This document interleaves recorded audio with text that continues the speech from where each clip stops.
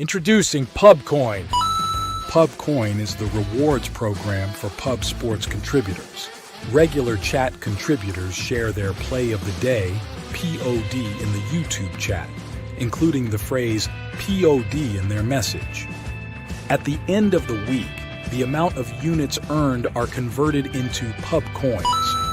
Pubcoin can be used as reward points for prizes, shop discounts, and contests. Hey, what's going on, y'all? It's Mills here, Pub Sports Radio. Do you guys want to challenge the personalities here at Pub Sports Radio?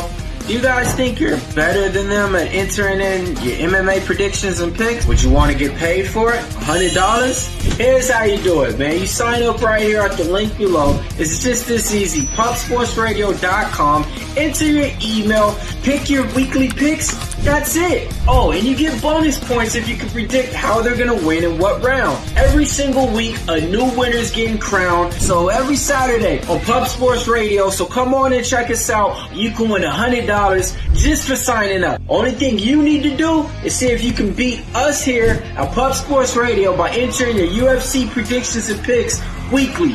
Do it. I dare you. See you guys soon.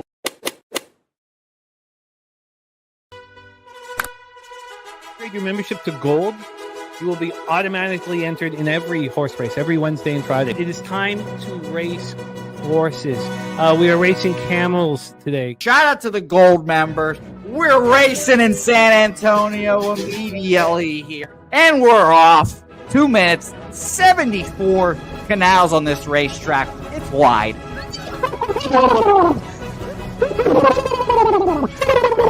We're racing in San Antonio. Matt Wally moving forwardly. Jeff Slaughter in the mix as well. And as is Randall Sheffield, who's put that beautiful nose out front. But it's actually real grass here, Jimmy. Maybe Kentucky bluegrass. Oldie, no! There he goes. There he goes. Oldie in the lead now. K. Wolf falls back. The horses love it. Sometimes they stop and eat it on the way to the finish line. That's why your horses start so far in the back. Here. Oh, look at Nussflush Allen bursting out here. J-Dub in the mix. Rude Boy up here as well. Jimmy, take it away. There's Oldie. Oldie is moving to the front. We are past the halfway mark in our 2 mile. And there's Ricky Levy.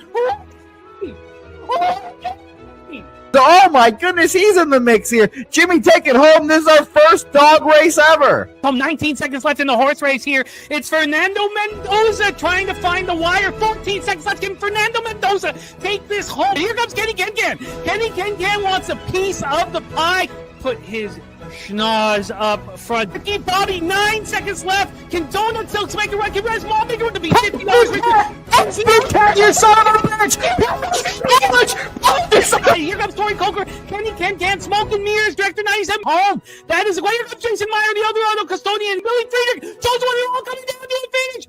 Coin! Fired! That's nowhere! Oh no! Fanatical Jim!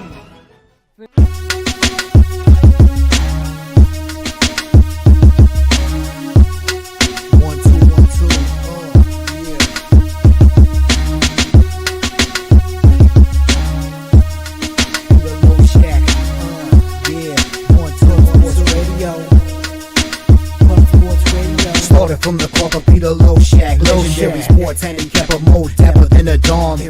Father young phenom, known as Jimmy, who declared one day that the bag was here to stay. Information like a PSA, when we all PSR, Pub Sports Radio, bizarre. Is a man named Slaughter and he flipped the script. No competition in this but they quit the trip. But we say we be pubbing, better with the bag and you love it. We want it top 10, we above it.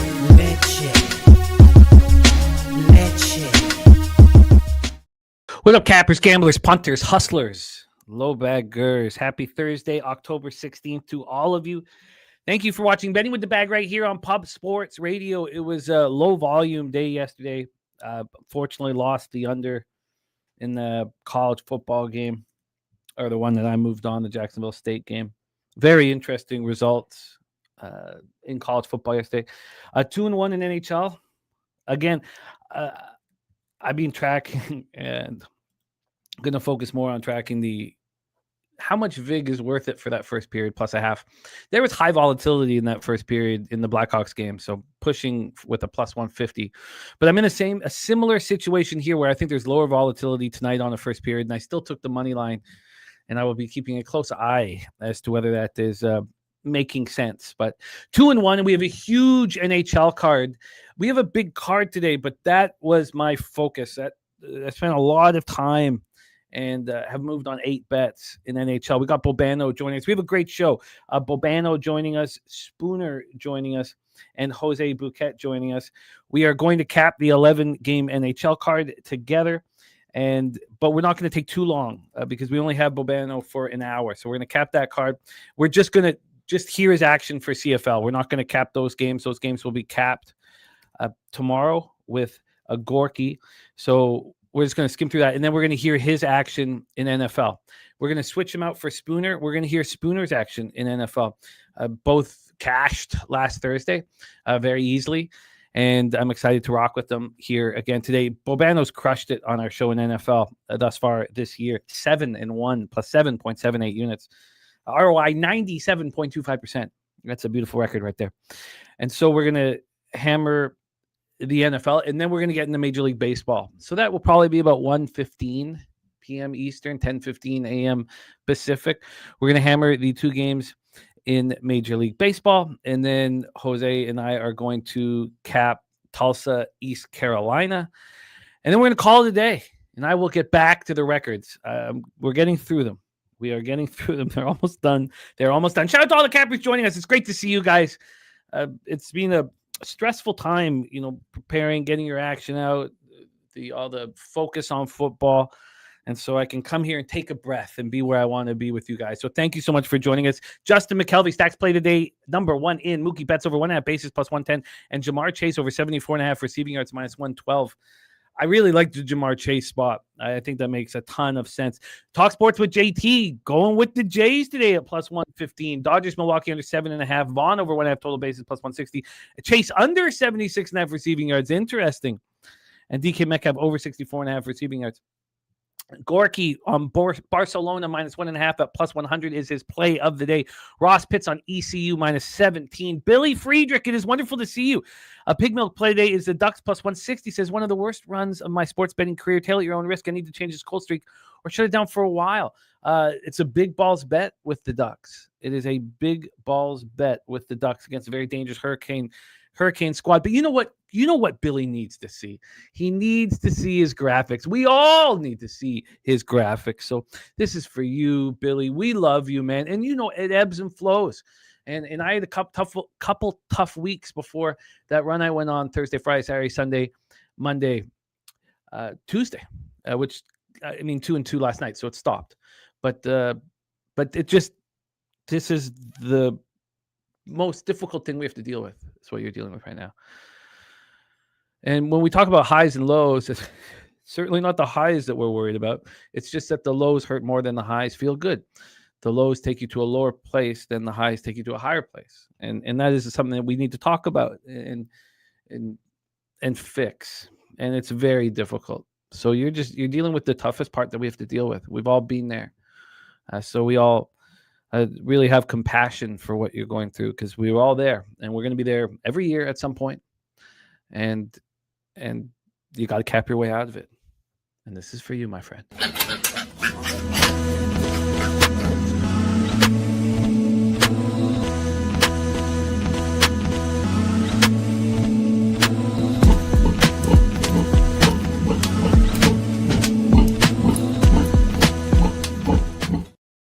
Look at our guy, Rez Mob, coming off the biggest bet he's ever put on a Major League Baseball game. That is wonderful to hear.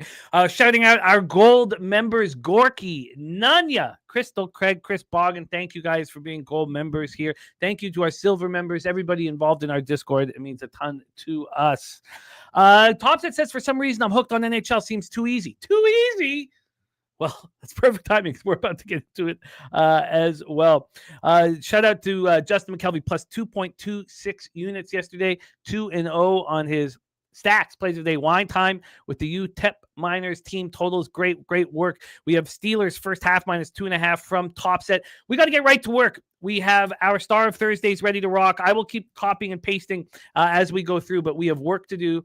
And just the man for the job, star of the Ice Guys, star of the NBA OG show, and star of the Hitting the Books YouTube channel, come to us from Canada's Black and Yellow, Steel Town, Hamilton, Canada, Mr. Ian Cameron. Bobano, how are you, my man? I'm great. Big Thursday as always. Excited about it. Looking forward to it. And a huge hockey card, which is where all my focus will be. Yes, and it was my focus as well. There was just... I think just maybe it's the excitement. I'm not sure what it is, but I just didn't want to leave it. I didn't want to stop capping it. So I'm very excited to get right to work. Let's talk a little bit. I just want to copy and paste a couple more things. And I know we need to get right to work here, but you're coming off a strong opening day that was buoyed by Gunther. Gunther goal at plus 236 got you in the black. So we're both starting the year in the black, which is where we want to be. We don't want to have to climb out of holes. We got Stand On Biz, Jerry Jones, Occupancy, Will Johnson, Ronnie Lofton, Jerry Jones, Robert McCormick, AOD, Irish King in the house, Brandon Cummings ready to get to work, The Godfather, Nut Flush Allen, AM. Finally had a strong day yesterday. I love to hear it, AM. Occupancy in the house. We got BJ, we got Short Shot, Timmy. It is great to see you guys. Great to see all of you guys. Nasty Nate says Bruins smash. Well, I can't wait to talk about that game.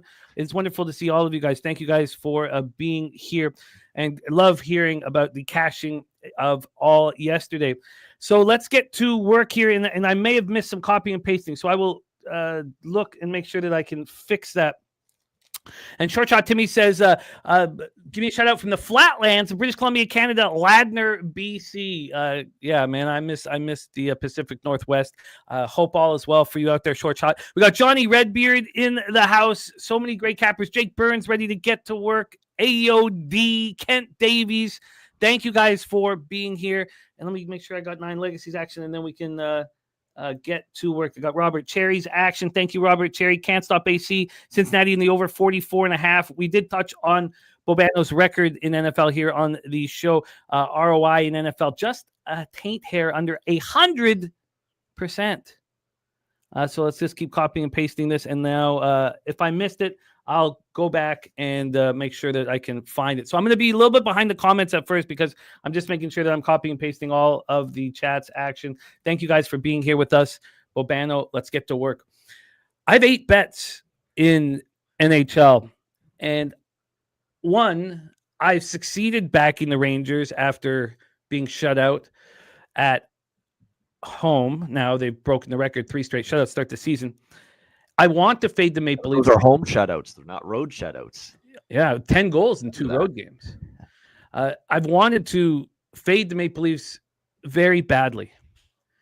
But Vincent Trocheck may be the most important player on the New York Rangers. He does everything. Kills penalties, wins face-offs, goes to the dirty areas, sets people up, distributes back checks. He's everything you want in a hockey player. And as badly as I want to back Shesterkin here, who's got a 0.75 goals against average and 971 save percentage, as much as I think that Stolarz may show that it's very difficult to recreate the magic he had last year that we didn't expect, I couldn't get to the Rangers, and I wanted to so badly. Let's get into the line history and hand it over to Bobano, and then I'll finish copying and pasting here. We have this total at 6. It's minus 118 to the under. It opened up at a pseudo 6.5. I mean, it was plus 113 to the over, minus 130 to the under. It wasn't real. It started moving to the under right away. Didn't take long. This line opened up at 12:09 p.m. By 2:20 p.m., it was a 6, and it was almost a pick 'em. By 10 p.m., it was a flat pick 'em. By 10:30 this morning, it was heavily juiced to the under. And now we have it almost as juiced as the 6.5 was when the line opened. I wouldn't say, in fact, I think this might be a little too much. And I wonder if Bobano's going in that direction because I think that might just be a little too much. I do not think the Leafs are going to be an offensive team, and we don't know exactly what the hell the Rangers are going to be this year. There's been a line move to the Rangers. We saw a heavy line move to the Predators in Toronto. Toronto still took care of business 7-4. This line opened up at minus 150. It's now minus 133. The Rangers gone from plus 132 to plus 117. But I don't feel like I missed out. Both teams coming off their fourth game in 6 nights. The Leafs are playing in their third game in 4 nights, but they haven't had to travel. The Rangers are thankful to hit the road. We talked about another shutout loss, 2-0 home to the Oilers on Tuesday. They outshot the Oilers 30-22. They out-hit them 18-12. And we talked about no goals at home, 10 on the road in 2 games. They're missing Trocheck. They're also missing Carson Soucy, who does add size and some stability. He's a bottom pair defenseman. They're also missing Will Borgen. They head to Montreal next for contact dances and a Saturday night matchup with the Habs. The Leafs are on game 3 of a 5-game homestand. We last saw them in that 7-4 victory over Nashville. Ekman and Larson and Tavares each had a goal and 2 assists. God, Johnny 1T, Johnny Tavares, Johnny Toronto. This guy is just... Right when you think maybe he doesn't have anything left in the tank, he says, I've got a lot left. Last year, he was spectacular.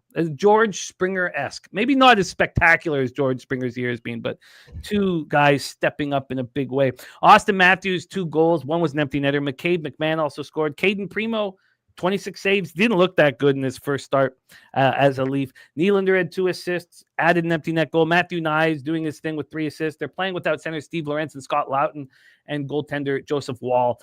Bobano, take it away. Rangers, Leafs. Yeah, I was back and forth on this one. And I think I am going to take the Rangers here. I'm going to make that official as well at the plus price. Shesterkin and Stolars is the goaltending matchup. Shesterkin's done pretty well in the past against the Leafs. Toronto, okay, they certainly had their offensive outburst that they were hoping to have against Nashville that they were looking for, but they really caught Nashville in a tough spot. Back-to-back on the road, to me, a horrific goaltender.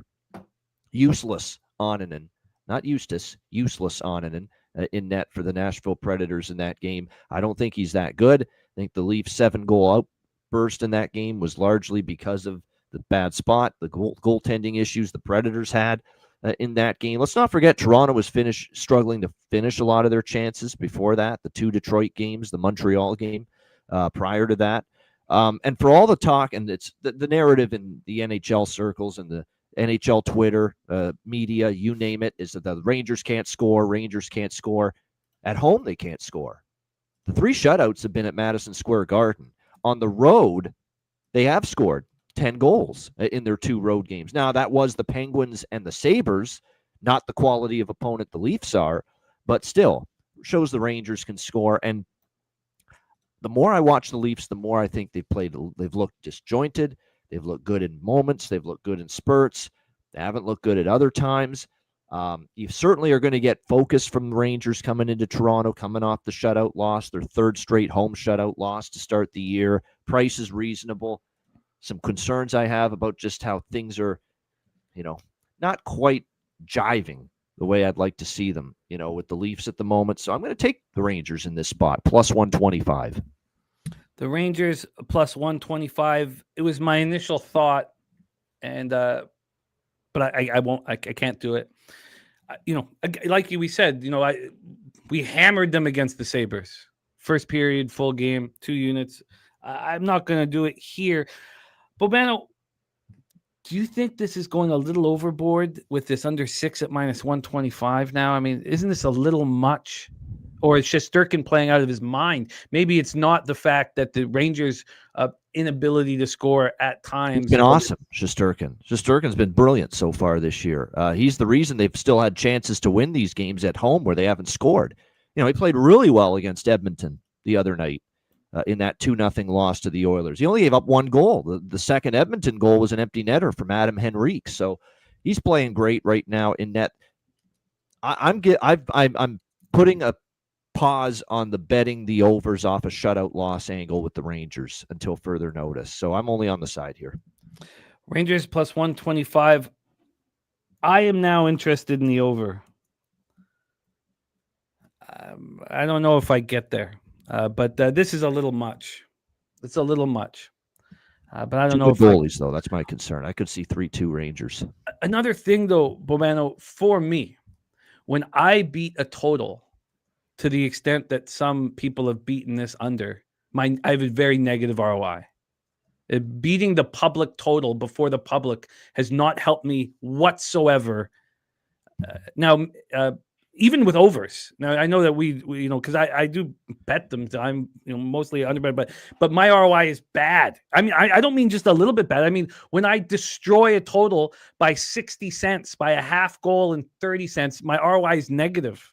But maybe that's in my head why. But this is a little much. 40 kid on a Steelers Oilers money line parlay.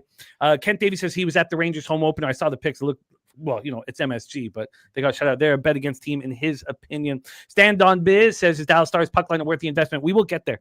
Let's roll on. We have Bobano on the board at plus 125. We move on to game 2. Nashville Predators at Montreal Canadiens. Here's another move that I don't agree with, and I don't care, and I'm betting against. There is a lot of high-end talent on the ice tonight. Is there going to be a market correction for the Montreal Canadiens on the totals market at some point? Because it's moving against me while I'm betting it. And it doesn't make any sense to me. Now, I understand what it's predicated on. It's predicated on UC Saros looking brilliant through 3 games. Right. Well, what the hell do I care about 3 games? Look, it's important that he got off to a good start. I've always been a Saros fan. He's the smallest starting goaltender in the National Hockey League. He gives all 6-foot goaltenders hope. In saying that, he's been terrible. I don't understand why he was given the extension, a year and a half ago that he was given. So, and am I at a point now where I'm just going to be betting overs in Habs games? I mean, the Seattle Kraken were playing the best defense of any hockey team in the National Hockey League coming into the home opener with the Habs. 5-4 game. I'm on the over 5.5 at minus 123. Moving towards the under because of Saros. I'm on the Habs -1 at plus 110. That line's moving against me. I don't know if it still is. Why don't we check both of those things out right now? So we have the line history here for the Habs. Yeah, down to minus 145 here. So it's just moving against me. Okay. And the total, I imagine, is doing the same thing here. Let's just grab this total very quick. The total is the same number, actually. It's 6 at minus 115 here. I'll have to check out couple different books. Montembeault, I don't know how good he is. If that's going to get us more overs. I understand why they believe in him, but I don't know how good he is. Predators playing their 3rd game in 4 nights, their 4th game in 6 nights with constant travel. They opened up the trip with a 4-1 win at Ottawa on Monday. We saw what Ottawa looks like without Brady Tkachuk in the lineup last night. They followed up with a 7-4 loss at Toronto. Now, that was with Justice Noonan in net, so Saros will be between the pipes here. They're missing Nicholas Hague. That's the only person they're missing on defenseman, who is helpful. Habs are on game 2 of a 4-game homestand. They got through the pressure of their home opener. Has the Montreal fan base been as excited about a hockey team since, 1993? When was the last time they were this excited about the Habs? So they get through the pressure of the home opener. They win 5-4. Caulfield scores a 2nd goal of the game in overtime. Demidoff tied the game with less than 3 minutes left in the period. Newhook and Doc scored. Montembeault only made 18 saves. Look, I don't care in NHL about these markets, and I don't care here. Bobano, take it away. Yeah, Jakob Dobish is in that. That is true. Jakob Dobish is in that here for Montreal. It should be Saros for Nashville, even though it's not confirmed yet. Yeah, I'm going to join you on this over. I like it. 5.5 with Montreal does seem a bit low. I'm always concerned with Nashville because they can be so stodgy sometimes, and they're not exactly a team I'm running to bet overs with, but there's still 5.5s out there with this game, so I could definitely see that. And the one thing too that could help the over is Jakob Dobish has a real bad track record of giving up a goal early in games. He's done that a lot, and I mean a lot. I think he's allowed the first goal in 15 of his last 17 starts, which is pretty amazing. He's given up the first goal of the game. So maybe Nashville first goal, Nashville first period, puck, money line, something like that, because there have been issues with him giving up an early goal. And that is actually a bet that I'm going to make. I'm not going to make it official, but I'm going to make it smaller bet, Nashville first period.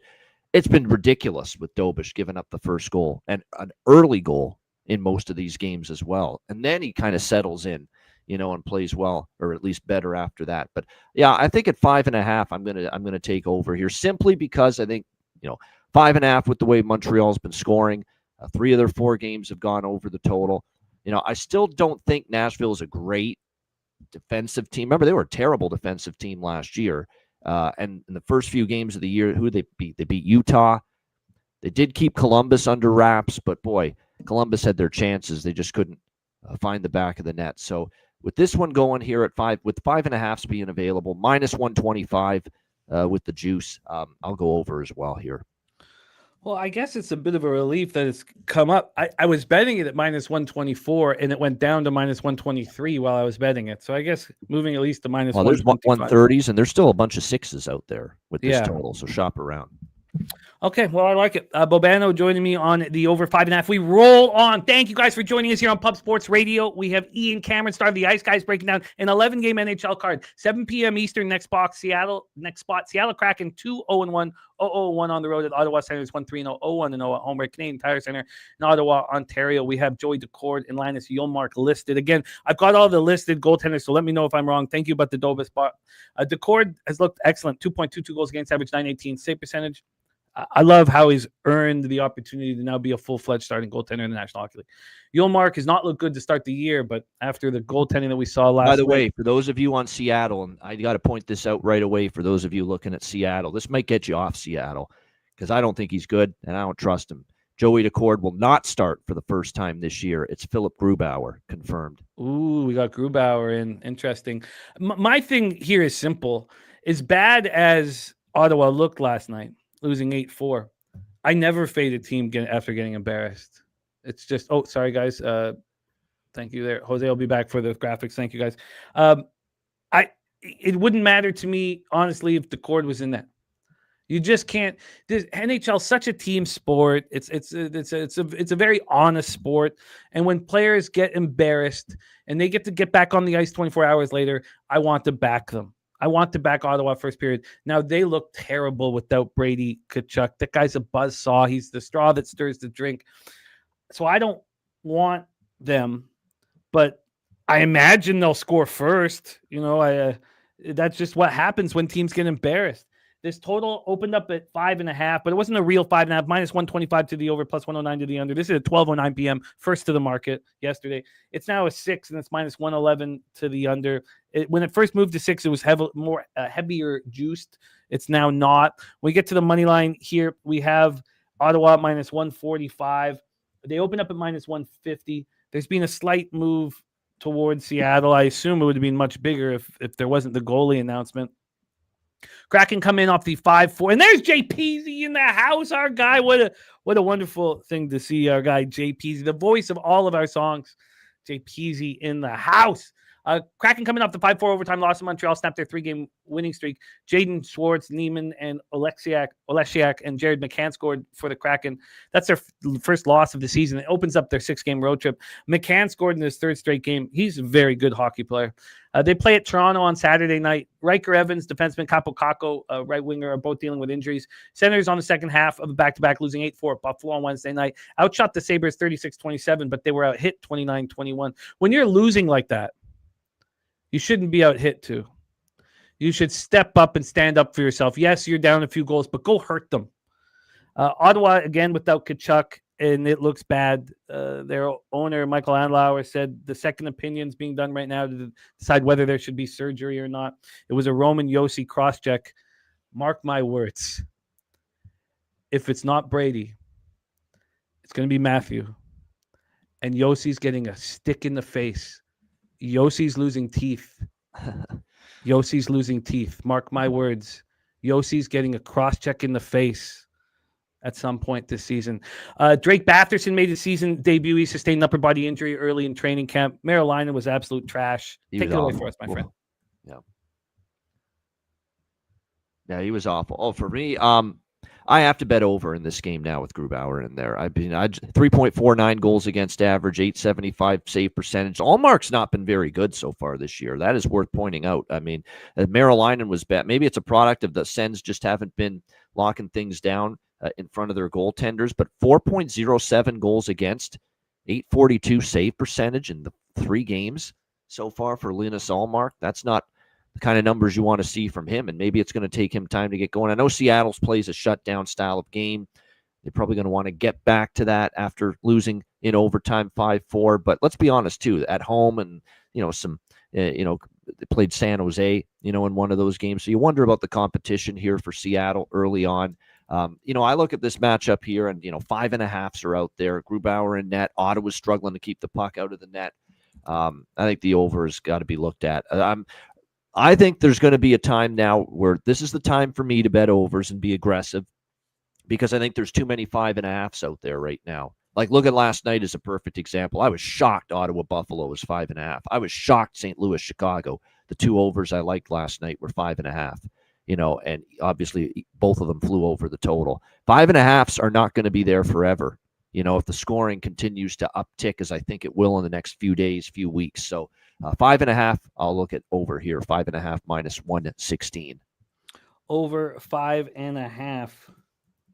At minus 116. Jay Peasy, man, what a guy. $10 dono to bless our action. And just love capping with you. Says he'll be back in the mix soon. Love and miss the Lowbaggers. We love and miss you. Jay Peasy in the house. Irish King says the Canucks are brittle. They just play on an edge, a very violent edge. They are a little bit, but it's more so the physical, rugged style that they're relentless. Like, it's the physicality just never stops from either of them, and it just makes them more prone to getting banged around and possibly injured.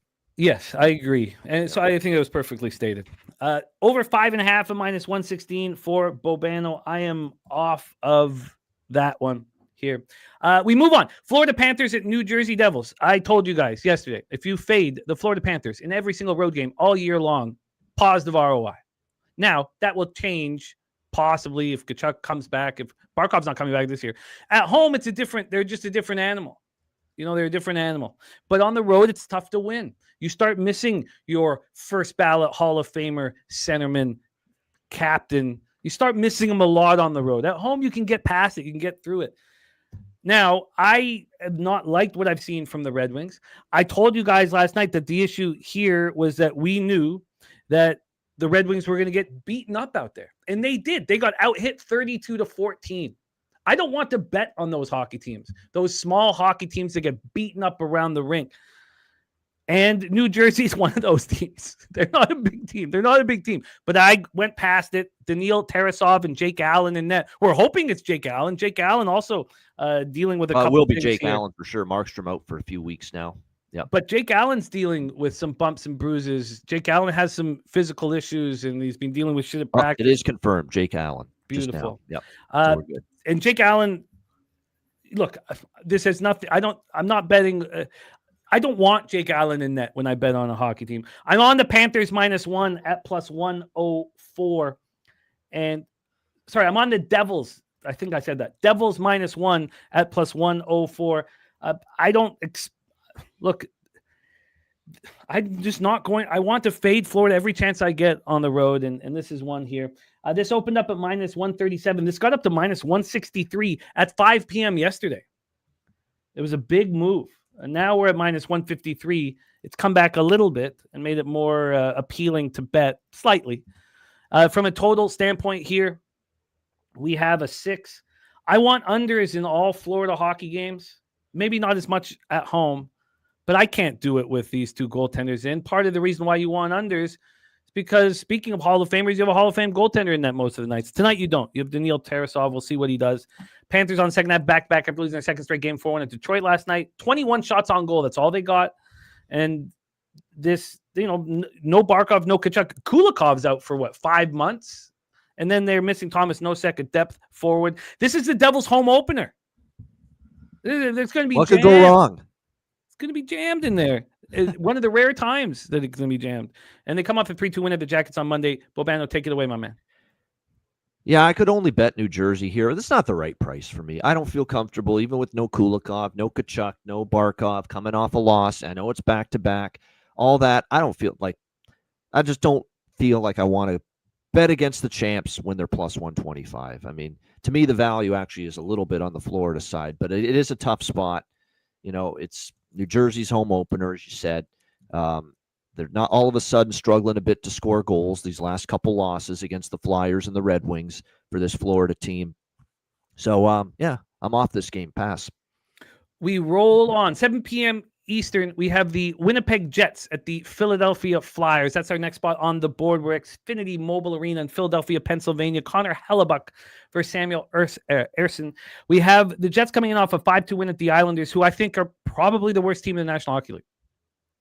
Now they shouldn't be, but they look awful. There's going to be heads on the chopping block. People are going to be fired. I don't understand the roster decisions that have been made over the last little while. But here we go. Let's get into the line history. Here we have a total at 5.5. This opened up minus 120 to the over. It went 10 cents away from them. Now 5 cents of buyback. It's now a minus 115. So we've had 5-cent move towards the under. On the money line here for this one, we have the Jets at minus 132. This is a good price for Philadelphia. I'm interested in backing Philadelphia. I just wanted to talk it out here with you guys. I lean Philly too. My question and problem and concern is with them.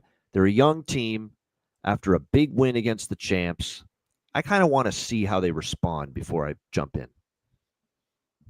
Yeah, there's some real injuries for the Jets right now, and I think I can get there. I want to hear your full breakdown. Let me just pull out the injury report and state a couple more things here.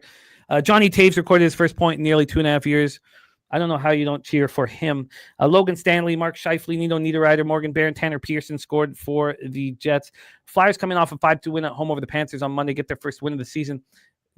They were out hit 24-8 by the Panthers. Look, I understand how the Panthers play, but a Rick Tocchet team with 8 hits, a Rick Tocchet team getting out hit 24-8, it's unacceptable.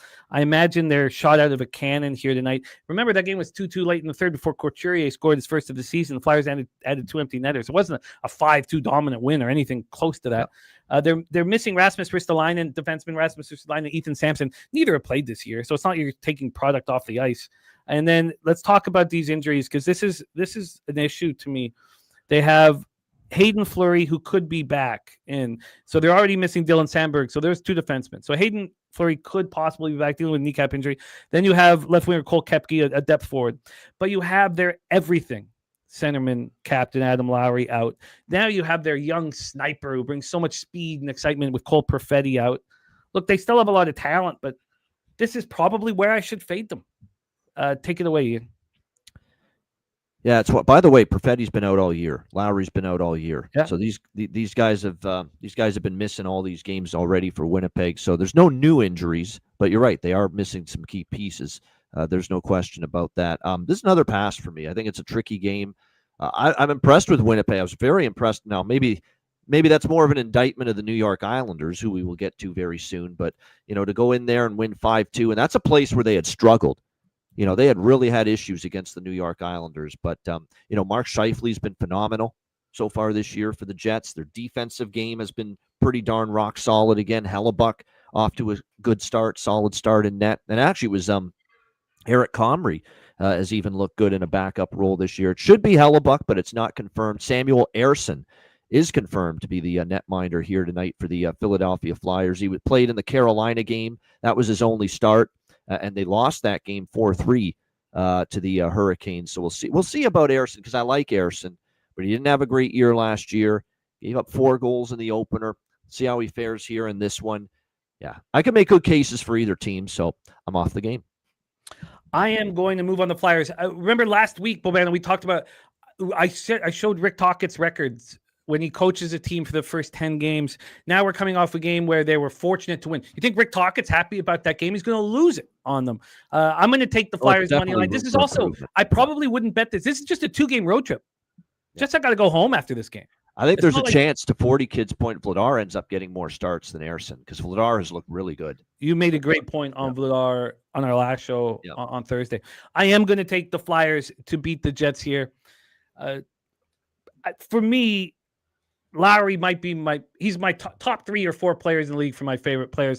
He does everything you could ask. Like, he's just, And so it's a real loss not having your captain, your face-off winner, your tough guy, your everything out there. And then Perfetti, the sniper. So I am going to add the Philadelphia Flyers. And then here's another spot that I was close to adding. So, we talked about it last week, Bobano. The only Stanley Cup future I've made is the Colorado Avalanche. And now I'm starting to think I should be betting them every game while they're healthy. They have a talent advantage over every team in the National Hockey League. Now, you could argue that, but Dallas has injuries. Florida has injuries. Edmonton doesn't have any depth. The Colorado Avalanche, to me, are a runaway. No, Hurricanes, obviously, you love the Hurricanes. But the Avalanche are the best team in the National Hockey League healthy right now at this moment in time. So why am I not taking them on the -1 line? Is this a sleepy spot? Probably. It concludes a 2-game mini road trip. I just talked about not liking that for the Jets. You have Wedgwood playing out of his mind. Jet Greaves also looking. You talked about how much belief you had in Jet Greaves this year. He looks great. So I'm wondering if this should just be bet every game right now. And I was beating myself up for not taking against Buffalo. I thought that was going to be a sleepy spot. Maybe it was. It was a 3-1 victory for Colorado. We have Colorado -158. They opened up at -150. Got up to -160 a couple times. That's fine. 8-cent move towards them. From a total standpoint here, we have a 6.5. It's -118 to the under. It opened up at 6.5, went down to 6 for a while, came back up to 6.5. I'm trying to figure out exactly who the Blue Jackets are. Coming off losing, their home opener 3-2 to the Devils on Monday. They're dealing with injuries to Miles Wood and Luca Morelli. I think they're better with Goodbranson hurt. I think he's you just don't need to look at the Corsi records to know I think he's just trash. He doesn't fight unless he's dealing with someone 5 inches smaller than him. He doesn't protect his teammates. The Avalanche coming up that 3-1 win at Buffalo on Monday. They conclude the road trip. They outshot the Sabres 37-28 and out hit them 20-11. What can't they do right now? They're healthy and a juggernaut. Should I just bet them every time here? Rogue Energy's on the -1. Peanut is, it says Merzlikins is in tonight, not Czech Greaves. Yes. Okay, thank you. He's on Avs -1 team total over. Billy Friedrich on the Avs team total over. Take it away for us here, my man. Well, Merzlikins was in net for the one game that Columbus won this year, believe it or not. And yet, the funny thing about Columbus is Jet Greaves played better in the 2 losses for Columbus than Elvis Merzlikins did in the win, because they scored 7 goals that night against Minnesota, the game that Merzlikins started against the Wild. But the other games, I thought he played well enough against Jersey, even though they lost. He played well enough against Nashville, that even though they lost, Jet Greaves, I still think he's a bit of a better, reliable option in net than I still don't trust Merzlikins fully at the moment for this Columbus team. And he did give up 4 goals in that, even though they beat Minnesota. He doesn't have good numbers at all. Let me bring up the numbers here against Colorado for Elvis Merzlikins. They're ugly. He's 1-4, 4.7 goals against average, .871 save percentage against Colorado in his career. So that's not very good. It's not the greatest spot for Colorado. And there is a segment of my belief here that if you fade teams off a win against Buffalo this season, you might do well. And of course, Colorado's coming off a win against Buffalo. So be careful with this spot here. And I think Columbus is live, but I sure as hell don't trust them defensively against this Avs juggernaut. And I don't trust Merzlikins given those awful numbers that he has against Colorado. So I have 3 bets in this one game. I'm on the over by Fecta. This was one of the first bets I made on the card. I think it's a high-scoring game. The 2 games last year, Avs Jackets, 7-3, 6-4. They both flew over the total. They both went over in the first period. They both went over in the full game. I expect more of the same here. Over 1.5, -130 first period. Over 6, -125 full game. And I'm going to take Columbus team total in this game. Columbus team total over 2.5, -130. I think they get 3 goals here. And I know Wedgwood's in net. He's played very well. Columbus did get to 3 goals last year in both games, head-to-head against Colorado. They scored 3 in both of them. So there you go. At Blue Jackets team total over 2.5 and the over by Fecta. I think that I would never have bet this last year. I just think that I should bet the Avalanche every Nate's in the contract year, everybody healthy. It's his favorite month too, October. He loves playing well and tearing it up in October. He does. I think I'm going to bet the -1 every single game from the time being. Those were the two spots that I was wanting to talk about. Let's roll on. Oilers, New York Islanders, UBS Arena in Elmont, New York. We have Stuart Skinner. That's why I have listed, but let me know if I'm wrong there. David Riddick with his first start for the Islanders. He's got a history against the Oilers as well. AM is on the Islanders plus 143. Says bet on teams allowed 4 goals in each of their last 2 games. Bet them if they are home underdogs today. There's Dabby Cab in the house. He's in the Ice Guys show chat a lot, AM, by the way. I wanted to point out he had a system in our chat yesterday to bet Detroit against Florida. And of course, Detroit won. And it was one of those systems that he often mentions. So there you go. Good call. He's money in the bank. He made his debut on NFL Pub Hub this past Sunday. He's money in the bank. Oh, no kidding. Very good. I am on the Oilers -1 here, coming off the 2-0 win at the Rangers. Tuesday start their 5-game road trip. I told you guys, they just want to get out of Edmonton, go on a business trip, get away from all the head. McDavid signed his contract. Let's just go on a business trip. Everybody talking about how we have no depth. Skinner playing out of his mind. They're dealing with injuries. Of course, Hyman out. No Matthias Janmark. They're missing Jake Wallman. Also, Alec Regula, who's a depth defenseman. The Islanders coming up their 3rd straight loss to open the campaign, 5-2 at home to the Jets. They're dealing with injuries. Ethan Bear out. Semyon Varlamov out. Pierre Engvall out. Jesse Nurmi out. I think that there's going to be firings here very, very soon. So I'm going to... Oh, I'm also on the under 6 at -102. I imagine... Look, watch the Oilers play. They've never been easier to play against, but they're also playing a very tight system. Like, they're almost playing playoff hockey right now. I've never seen them easier to play against. They have no depth at all, but they have 2 absolute superstars. And I'm telling you, they're on a business trip. Just like I said against the Rangers, I'm on the under 6 at -102, and I'm on the Oilers -1. I'm looking at that under right now. It's a -104 right now. It did open up a 5.5. Wasn't a real 5.5. And on the money line here, we have the Oilers at -168. They opened up at -170. There's no movement. There was 2 or 3 years ago. Never in my wildest dreams would I take a Western Conference team in New York Islanders. Now, that was also before when they were playing in the sleepy, Barclays Center and nobody was showing up. This is obviously different at UBS Arena. The Islanders put a fork in them. They're done, and everybody's going to get fired. Bobano, take it away. Yeah, we have a head-to-head here on the total. Islanders are 3-0 to the over this season. I don't know if that's not going to continue indefinitely, but one of these early season things where you notice a team kind of undervalued or overvalued. They're undervalued to the over, undervalued to the under. And the reason for the Islanders going over in every game this year is their defense has been a mess. And I agree with everything you said about Edmonton. Their offense hasn't been firing on all cylinders. They're playing very solid defensively. They're getting very good goaltending. They're very comfortable and okay with playing lower scoring games. But I just wonder if this is the night the Oilers explode. And we know with a McDavid and Draisaitl, they're always capable of it. The Islanders aren't defending well at all. I think we've got to really pay attention to just the fact that this Islanders team is a shell of what they used to be under Barry Trotz defensively. They're making mistakes. They're getting caught out of position. Their foot speed on the back end is I don't think they skate very well on the back end. They look slow, and it's worse now without Dobson after trading him to Montreal, who's a great skater.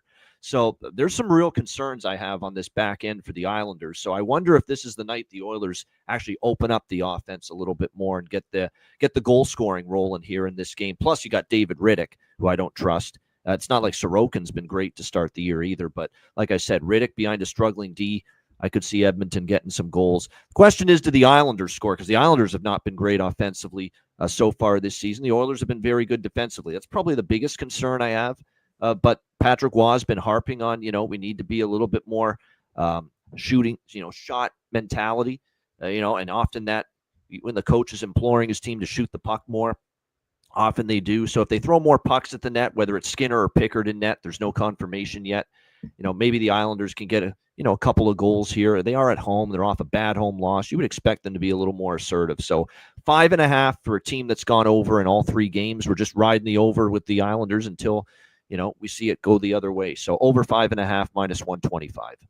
You are in business. Over 5.5 minus 125. I'm on the under 6 at minus 102, and I'm on Edmonton minus 1. We roll on Vancouver Canucks at Dallas Stars. God, when I took them to the Canucks to miss the playoffs minus 135, I thought we'd show up day one of the season be minus 175. It's not. It didn't move a cent. Are you watching this team play?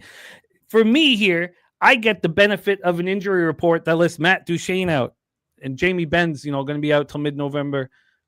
Who cares? You think I need those two teams to beat this Canucks squad?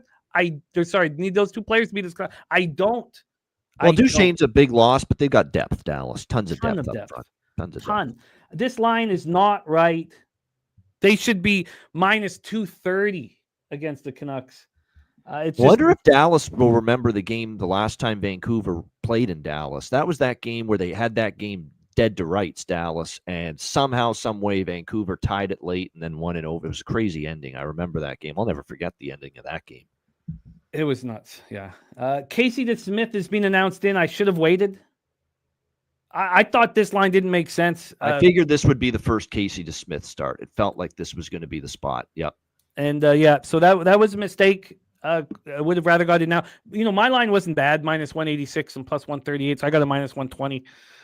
But the Canucks come off their second straight loss, 5-2 setback at home to the Blues on Monday. This is game one of a 5-game road trip. They're probably happy to get out of Vancouver like they always were happy to get out of Edmonton just to get away from all of the negative attention.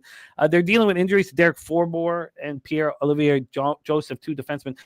Teddy Bluger is a big loss to this team because they're only going to be able to beat you if Thatcher Demko is a brick wall and they beat you 3-2. Niels Höglander is going to be out till mid-November. Stars coming off their third straight win to start the season. It was their home opener. They dominated a good Wild squad. They've scored 5 goals in each game to start the season. I'm on the Stars minus 1. I wish I waited, but Casey DeSmith would not have stopped me from betting it. Take it away, my man. Yeah, we're short on time, so I'm just going to be brief here with this. Over 5.5 minus 135. This is another team that's gone over the total in every game this season. Dallas. Every Stars game has gone over the total. 4 of the last 5 meetings in Dallas, Canucks Stars have gone over. Last year, the last time they played in Dallas was 6-5 Canucks. And it was the same goalie matchup that night. DeSmith versus, we assume, Demko. Demko going to get the start here. I don't think it's confirmed yet, but I'd be shocked if it's not Thatcher Demko here tonight. And Demko doesn't have a good track record lately against Dallas. Demko's given up 11 goals in his last 3 starts against Dallas. So this is the one team that's kind of not, the team that's given him trouble, Demko. And Demko was in for that 6-5 game, crazy game last year between these teams in Dallas. So this is just me, 3-0 to the over. I said it, when the Minnesota, people that watch the Ice Guys know, but the Dallas-Minnesota game, I said Dallas totals at 5.5 are too low right now. This team is lighting it up offensively. They got a great power play. And now with DeSmith and net, and the Vancouver Canucks were planning to be more aggressive, activate the blue line, try to get them in the rush a little bit. And they've been struggling to score. It hasn't been working, that philosophy yet, but I would expect now, if 2 losses where they didn't score, Vancouver's really going to press the issue here. So I think there's goals here in Dallas tonight. Over 5.5 minus 135. You are in business, and AM saying that 3 different systems are triggered here and that the Canucks are the best play tonight. JW say the Canucks play hard behind Demko. Yeah, look, they have a new coach, one that does. He's been excellent so far. That's my biggest fear about from a Dallas scoring standpoint, is Demko's been great this year, but he has struggled with the Stars. 11 goals last 3 starts against them. We roll on, and we got to be tight here. So I think if we can keep it till 105, we'll be golden for everything. We have Boston, Vegas, Golden Knights, T-Mobile Center in Las Vegas, Nevada. Swayman, who we talked about it on Thursday, that he was going to be bet on this year. And now it's Hampus Lindholm. They played the last 2 games without Hampus Lindholm. He's an important piece, but they played all last year without him. Akira Schmid in between the pipes because Aiden Hill's dealing with an injury. Vegas dealing with injuries to Brett Howden and Noah Hannafin as well. And I want the Bruins. I want to fade Vegas in the first game back after a road trip. I want to fade almost every team in the first game back after a road trip. I cannot fade Vegas over 60 minutes, but I can certainly fade them in the first period. I'm on Boston first period at plus 150, and I'm on the under 6 at minus 107. The Bruins know if they go rush for rush against the Knights, they're going to lose by margin here. let's just touch on the line history quickly here for this one, and then hand it over to Bobano. We have Boston at plus 200. They opened up at plus 183. A big move to the Knights, minus 210 to minus 230. And then on the total for this one, we have a 6 at a pick'em. This opened up at 6.5. Wasn't a real 6.5, but it was, the under 6 was minus 103 when it moved to a 6. Now it's minus 108, 5 cents of movement here. I got it at minus 107, and I'm very comfortable with the spot here. Boston first period plus 150, Boston, Vegas under 6. I was very interested in the plus a half. It was just a little bit too expensive. Bobano, take it away. Yeah, this one, I'm going to go with the two bets here. First period, not the full game over, so I'm not fully on the other side of that, your bet here with the total, but I'm on the first period over here. It's just that Vegas home games, Jimmy, have been nuts for first period overs. I mean, it's just, especially early in the season, they've been such a strong first period over team. So I like that here, over 1.5, minus 120, first period over. And I'm on Vegas team total over 3.5 here, minus 114. In this one, I think the Bruins, I know they finally saw that defense kind of cave in a little bit, against Tampa. They gave up 4 goals. I think it's a situation where, and Vegas, Vegas is a team I expect to get to 4 goals routinely this year with the kind of offensive attack they have. So those two bets for me here, Vegas, Boston, first period over, and Vegas team total over 3.5. Let's roll. AM, that shouldn't be a snap winning streak though here, because Vegas lost to Seattle in overtime before beating the Flames. So let's roll on. You're on the first period over 1.5, minus 120. Vegas team total over 3.5, minus 114. Hurricanes, Ducks. We got to be really quick for these two games. We have Freddie Anderson and Lucas. I believe it's a 10-2 run, by the way, for first period overs in Vegas home games. October, the last 2 seasons, last October and this October combined. Oh, I feel you, AM. Sorry, my bad. Talking about Bruins snap winning streak. My bad. Yeah, and razor sharp picks was hammering it, especially in the playoffs, and so yes, I've watched both of you guys cash on those first period overs. I do think slow down. We could get that, and then we could get 4-1, and everyone's happy. 4-1 Vegas. Yeah, absolutely. We have a total here in Carolina, Anaheim at 6.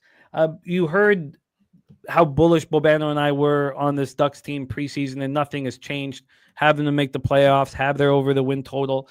I did lose a bet on them in game 1, though, against Seattle. And I didn't want them against Pittsburgh because I knew Pittsburgh was so embarrassed, but they got the job done. There's been a 30-cent move to the Panthers for the Hurricanes, minus 155 to minus 185. Big move to the Hurricanes. We have Billy Friedrich Big Milk play today on the Anaheim Ducks. Carolina opened game 1 of his 6-game road trip with a 5-1 win at San Jose to remain undefeated on the season. Outshot the Sharks 43-17, but I cashed the first period plus a half.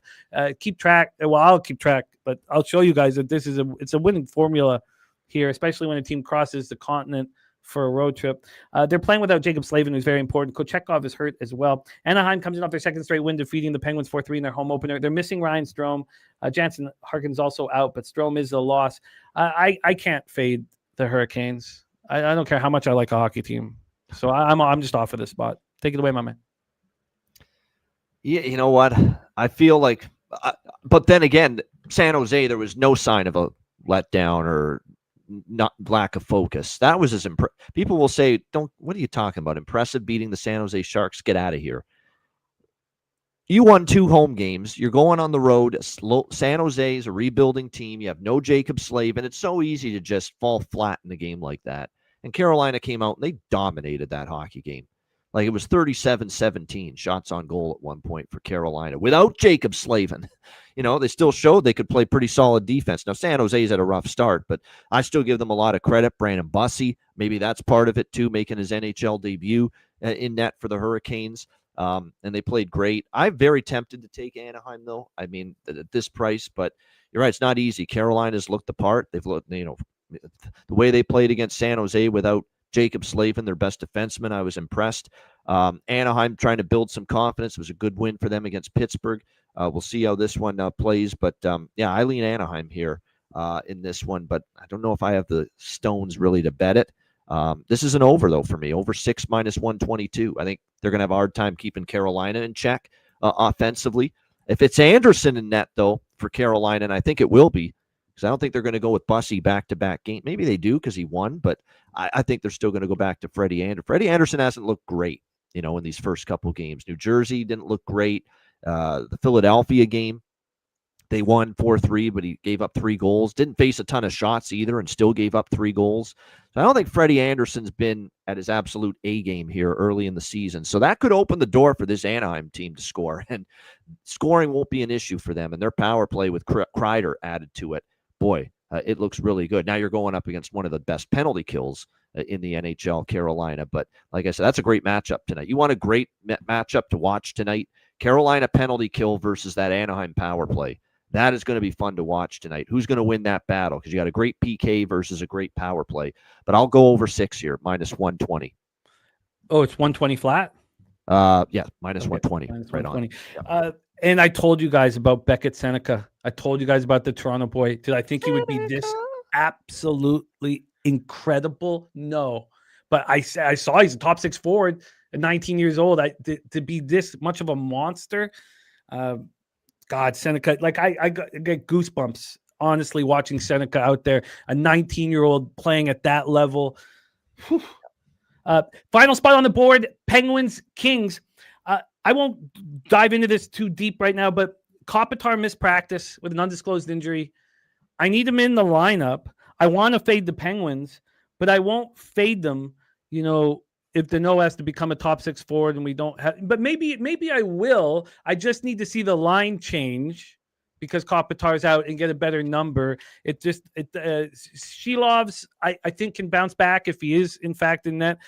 Also, it's Anton Forsberg there because Kemper's dealing with an injury. So there's things not to like about the Kings. Doesn't need to be bet. Take it away, my man. Got to have one underdog on the card, and I'm going to take Pittsburgh here. I am, as you know, and I think I told you this, or if you haven't, I'll say it now. I am not at all enamored with the Kings this year. I just think this year the House of Cards could come tumbling down. I have them to miss the playoffs in my pocket. That's how negative I am about. I think this coach is a fucking moron, Jim Hiller. I think he's terrible. I'm shocked they brought him back. That was not a good road trip for them. They take way too many penalties. Terrible lack of discipline for this LA Kings team. They've been in the box in a ton of their games, and it's put their penalty kill in a very tough spot. Pittsburgh plays hard. That's the one thing I'll say so far.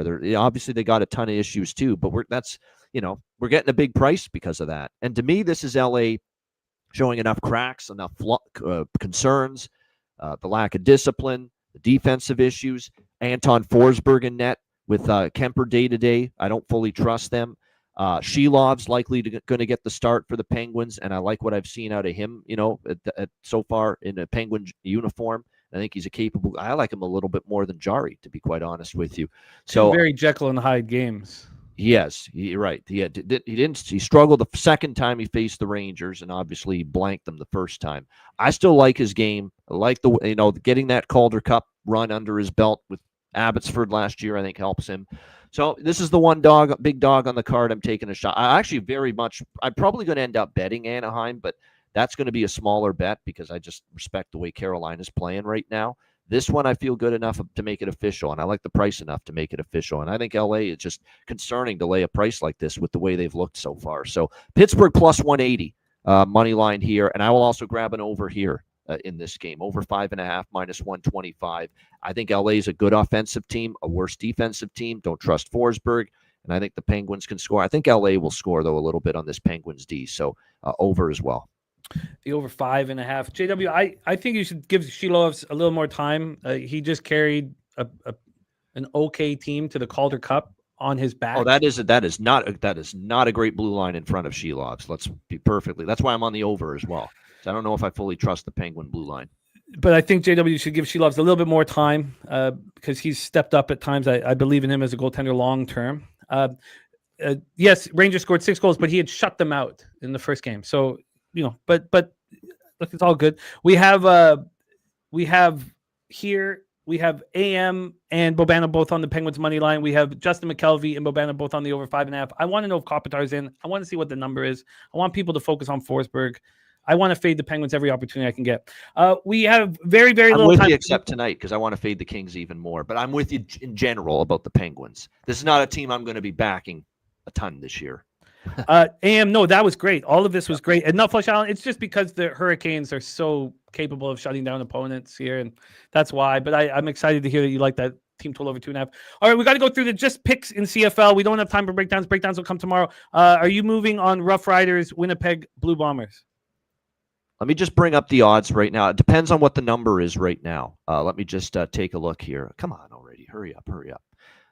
There we go. All right. Let me do my my bet stamp app here. Make sure line shop here. It's got to be a certain number for me to want to make it official. I think it's gone. See, I bet some Winnipeg -6, Winnipeg -6.5.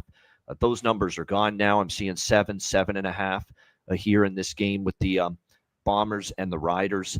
Let's go with the Winnipeg double result then as an official play. We'll go that route instead.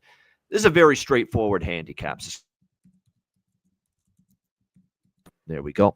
Yeah, Mike came unplugged there. Saskatchewan clinched the West Division last week against Toronto with that win. So they got a bye to the West Division final. Corey Mace has already announced Trevor Harris is resting in this game. Jake Mayer is going to get the start for the Riders, and we're no Jake Mayer fans, that's for sure.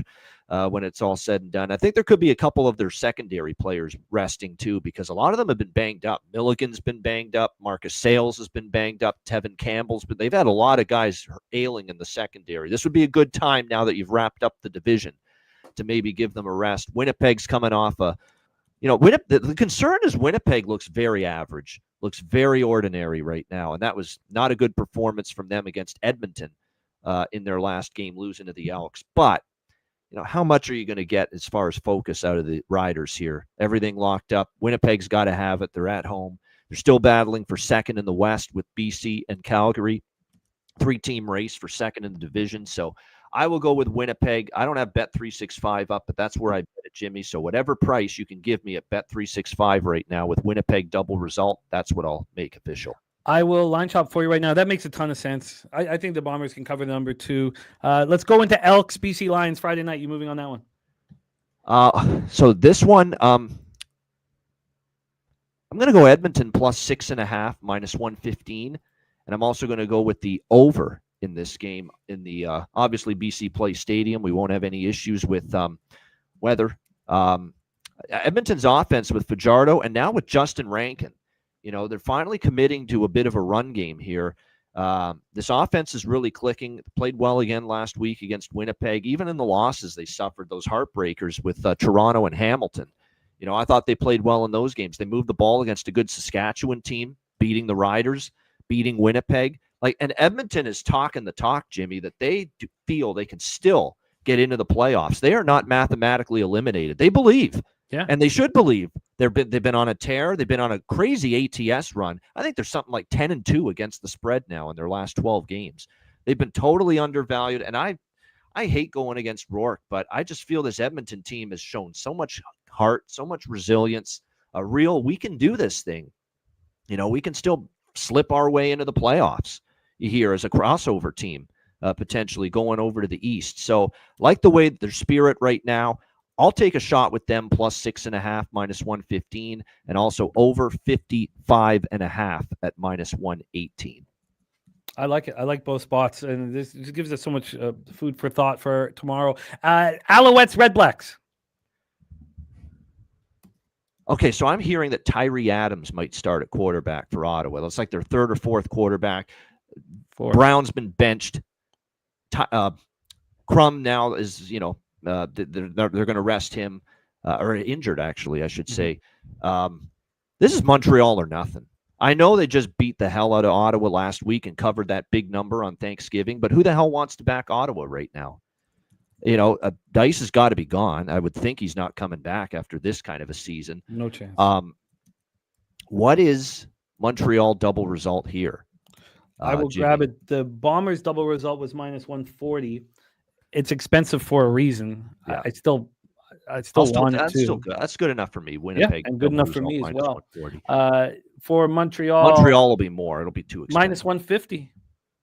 Ooh, really? That's right around the cutoff point. Let's go with that. You could lay the 9. You could go with Montreal first half as well. Maybe if you want, you could do a first half full game point spread split here with Montreal. I'll just go with double result because that's basically the same thing. Win the first half, win the full game. It is pricey, but I think it's a bet that's pretty damn positive expectation outcome in my opinion. So Montreal double result. There's a dead corpse walking on the football field right now, this Ottawa team. Argonaut Stampeders. I don't think I'm betting a side here. Calgary's got everything to play for. They got off the schneid momentum after the 4-game losing streak. They rolled into Hamilton here and beat up on my Ticats last week. And they still have a lot to play for, trying to nail down maybe a home game in the West semifinal, second place. But Toronto's got this crazy knack, Jimmy, of just covering these big numbers. Doesn't even matter who's at quarterback anymore. Jarrett Dagey, they went to Saskatchewan last week, a Riders team trying to clinch the division. Toronto covered. Saskatchewan won, but Toronto was getting a big number, and they covered that number. It was a competitive game, and you got to give Dinwiddie credit for that. All the injuries, all the defensive issues, all the quarterback, that Kelly hasn't played all year. Arbuckle's been shut down now for the year. You're down to Jarrett Dagey, and you might see Tucker Horn play here too. They want to give Tucker Horn some playing time down the stretch and take a look at him. So it's a really tough game because I don't know if I want to fade Calgary. They finally got right last week, but Toronto's just had this knack for just hanging around and covering these numbers, even as depleted as they are, even against good teams. So it's a tough game. Pass there. You've been incredible, Bobano. We're going to do our full breakdown in NFL, but let's switch to the heading for Steelers Bengals here, Jose, my man, and take a look at what Bobano has done on the show here to start the season. Spectacular. Both you and Spooner, I'll be breaking down the game with Spooner here in a second. Crushed last Thursday as well on the Giants plus 7.5. I know you're in a rush, so just take over and take as much time as you would like, and we love you, my man. I know Thursday night football games technically don't go over the total, but last week's did, and very easily against the Giants and the Eagles. And I bet the over here, and I think there's reasons to like it, and I'll explain. Over 44, minus 120 is the number I got with it.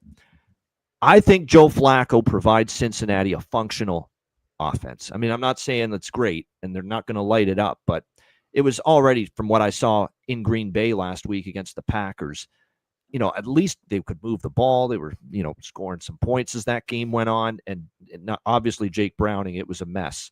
And the offensive line is still a concern. There's no question about that, but it looks like the offense took a step forward. You look at the Pittsburgh defense, they look like they're really starting to turn it on and play great football. Well, you played Dylan Gabriel, a rookie quarterback in his second start, and a Browns offense that struggled all year. And then the week before that, you played Minnesota with a banged-up offensive line in Europe and Carson Wentz at quarterback. So can I really go crazy about how good the Pittsburgh defense looked the last couple of weeks? I don't think so. So I think Cincy can move the ball. Cincinnati's defense is still pretty bad, though. We're seeing teams move the ball up and down pretty much against them week in, week out. We are starting to see Aaron Rodgers get a little bit more traction in this passing game with DK Metcalf and others starting to run the football a little bit better. The Steelers' offense, I think, is kind of on the uptick, in my opinion. Total's manageable, 44. I think we could just see enough points to get over that. So over 44, minus 120. I've got you locked and loaded. 7-1 ROI, just a taint hair under 100% from Ian Cameron. Ian, I'll review all your action. Thank you so much for your hard work. We have Ice Guys popping off. We have the Hitting the Books YouTube channel popping off, and the NBA OG show right around the corner. Tell us about what's going on for you and what you're most excited about. Oh, I'm excited about, exactly. NBA OG show is going to be back next week. Times and days to be announced. We got to coordinate that with Ski, with Dutch, with Wham, and find out what we're going to try to keep at the same time we've always done it, 4 p.m. Eastern, 1 p.m. Pacific, but we just want to make sure there's no conflicts. The Ice Guys show 7 days a week. Alex B. Smith and I, make sure you check that out. And, of course, Hitting the Books, every Friday, members-only show. Connor Mack and I will be adding a Wednesday show for members of the channel, Hitting the Books channel next week. And, of course, our every Monday college football Hitting the Books show available to everybody, 1 p.m. Eastern, 10 a.m. Pacific. Jimmy, good stuff. Good luck to you. Good luck to everyone watching, and we'll see you next time. There he is, Ian Cameron. Rapid fire through 11 NHL games, 4 CFL games, and our Thursday night. It's time to dive deep into Thursday night action. Paycor Stadium, Cincinnati, Ohio. We have just the man for the job. Currently, we are tied for second in the NFL Cappers contest at 20-10. It's a nice place to be in. Can we keep it going? We need to keep it going. And he also gave it a winner here on our show last Thursday with the Giants plus 7.5. And then we'll be rolling into Major League Baseball right after. Please welcome the star of Walk-Off Wagers here on Pub Sports Radio, also the star of the Sauce Network, our guy Morgan Spooner, to the show. Spoondog, what's happening, man? How are you? What's happening, Jimmy? I'm doing pretty well. Have 3 bets I want to make today. The market's not really in love with any of them. The NFL game to start, I expected so much more money on Pittsburgh than what we're seeing right now, and it's Isn't it a surprise? kind of making me hold up, but I'd really like to move on Cincinnati.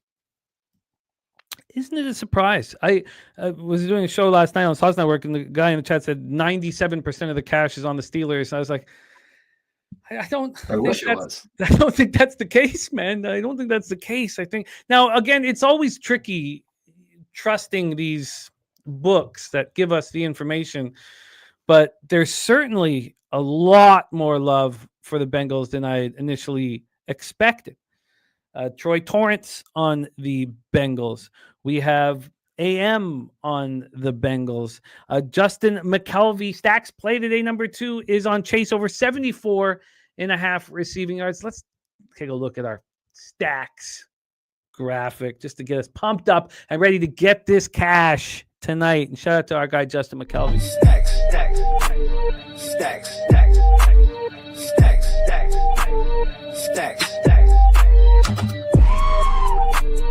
stacks,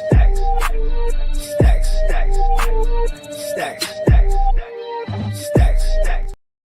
Stacks coming off sweepage yesterday. Let's start with the line history. Spooner, my friend. And Spooner, on a side note, I'm so interested in how the market with NHL affects your success rate, because as you've seen, I disregard it completely. So please, as we've got a bunch of cappers and close friends of mine that are betting NHL and pushing harder on NHL than they ever have before, and I'm really excited because it doesn't matter if we take the same route. What matters is that we get the bag in the end. So I'm very interested to see. Just using the market so far, just looking at dogs that the market kind of shows some respect to. 1-1 Detroit last night. The night before that, game went into overtime, losing it right now. I mean, both the bets seemed like they had a really good chance to win going down to the end of it. It's interesting. I like NHL. It's not something I'm super versed in, so I'm just dabbling with it. And the market doesn't seem to give away money anywhere, so I don't think that's a strategy that's gonna hurt me long term. Just doing a play here, just about every night. I certainly don't think it'll hinder your performance at all. I'm just very interested to see the numbers. We have the Bengals look ahead, which surprised me. The look ahead was +4. And not only did that surprise me, but it didn't move for 5 days. Then it went to 4.5, and then the game started on Sunday, and it went away. And it reemerged at 5.5. It took 10 minutes to get back to 5, then up to 5.5, and that's where we stand right now. There have been times when this +5.5 for the Bengals has become heavily juiced. It's got up to -117 yesterday morning. Now we're at -112. So I don't put the look-ahead line into effect here. I take the reemergence of the line. And from the reemergence of the line, it's moved 2 cents towards the Bengals, from +5.5 -110 to +5.5 at -112. When we get to the total here in this one, it's as high of a total as I can imagine in a North Division game. 45 now. So the look ahead was 43. Look, that's what we're used to. We're used to these 43s dropping down to 41 or 40.5. So it opens, the look ahead's 43 and it closes at 43.5. Then the games are played on Sunday. The line reemerges at 42.5, which is what we're used to. And then it just moves up, and away. There's been a little bit of buyback.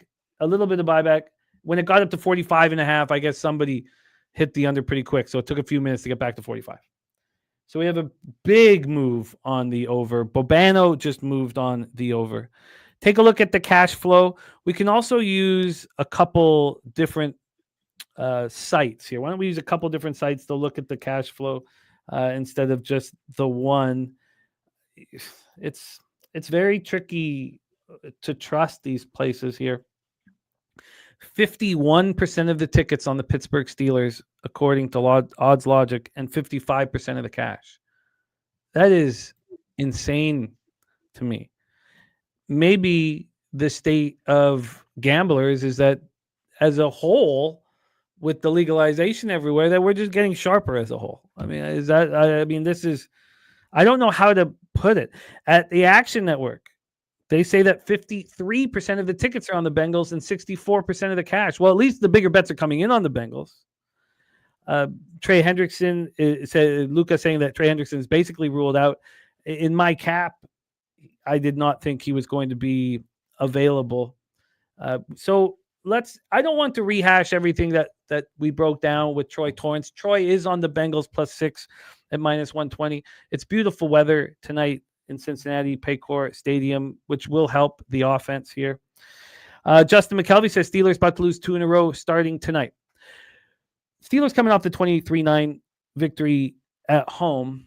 The noise canceled score that Troy has done such a great job with that I've become extremely interested in on every game was just 21-17. So it was not a really, dominant victory. Their offense is very weak. 27th passing offense, 27th rushing offense. Their third down offense is 20th. It's their red zone offense. Rodgers has been delivering in the red zone. And their defense was healthy, got healthy. Came off the bye week, and the defense looked great. Overall, it's 4th ranked pass rush, 12th ranked pass defense, 14th rush defense. And they're winning games in the red zone, whether it be offensively or defensively. So here we have a Steelers team that's older, that needed the bye badly, and now has to get back in business 72 hours later. Thankfully, the bye will help. They're dealing with injuries. Darius Slay banged up, and you have Miles Killebrew with safety and an important member of special teams banged up. What we did see from the Steelers is that Broderick Jones was incredible protecting Rodgers' blind side. I was so impressed. Shutting down Garrett is so difficult. I mean, it's just so difficult. And he shut him down. He shut down the number one defensive pass rush demon in the world. And it didn't allow Garrett to sack Rodgers. It was just all very, very impressive. In 2023 first round pick. And then we have a Bengals team. And I guess the last note about Tomlin was extremely upset that Flacco was moved in division. He knew that they were facing the Bengals on Thursday night and that Jamar Chase would wake up as soon as Flacco started firing the ball to him. And that's what happened. I don't think we need to go over the offensive statistics for the Bengals because it's been such a disjointed season. And a lot of it was with Browning at quarterback. I don't think it's helpful necessarily, but their red zone offense has been great throughout. And their rushing offense has been terrible. It can improve. We know that Chase Brown is capable of it. It can improve now that there is some concern of Flacco throwing the ball over the field, where there was less concern with Browning. So the rushing offense is ranked 31st. The Bengals lost at Green Bay 27-18. The noise cancel score is 29-17. They got completely dominated in the first half, but it's Flacco's first time with the playbook, and they got better as the game went on.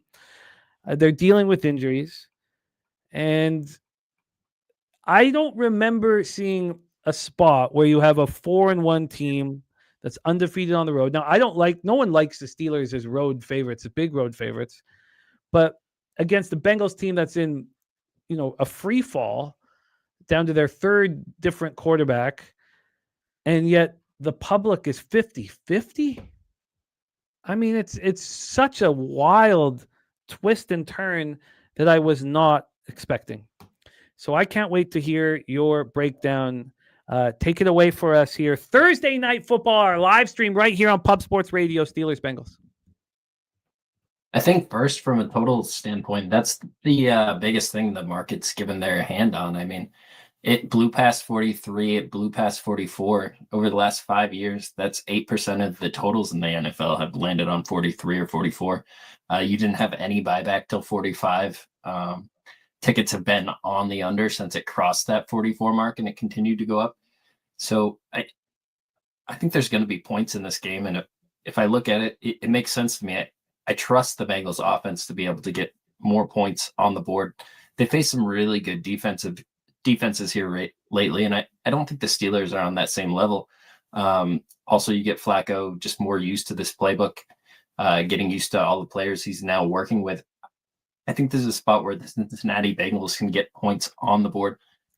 It's just, can they keep the Steelers from scoring enough? I think what I want to do with this game is wait to attack it live. I think Pittsburgh, on their scripted plays, especially if they get the ball first, have a really good chance to score versus the Cincinnati team. And I'd much rather like this total past that 7.5 mark, or not total, spread. And it could even go past that. Cincinnati's defense is a huge liability. It wouldn't surprise me at all to see Pittsburgh come out here and put up quite a few points on them. But I think Cincinnati keeps us close. These divisional rivalry matchups, they don't tend to get too far apart.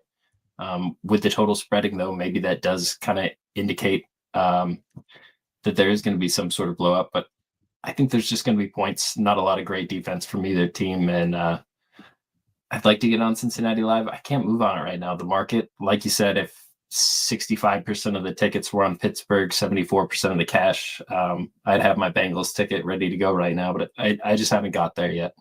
I've been doing really well in the NFL, not trying to force anything, and I don't see any reason to right now. I think live we can get a much better number. I am astonished at the situation. Never did I expect that. Never did I expect so many people backing the Bengals. Our friend Ron Crawford, working right now but listening on his headphones, he sent me a third site which tells the same story. 48% of the tickets and 53% of the cash on the Cincinnati Bengals. Again, I'm just astonished by this. And Ron talking about what primetime dogs have done this year. 15-6 against the spread. I mean, primetime dogs over +3 are 11-2 against the spread this year. And I, so this whole thing, it's as if the Bengals aren't the sharp play. It's as if this is a coin flip at the line, and that's where we stand. Is that sort of what you're feeling right now? That's what the market's telling us. I'm not going to pretend to be sharper than the market that's made up of all of the greatest sports minds, betting minds in the world. 58% of the tickets, 50% of the cash on Pittsburgh. This opened up on Sunday, 5.5 -110, has sat there. It doesn't give me any sort of tip of the hand of anything I want to do with this game.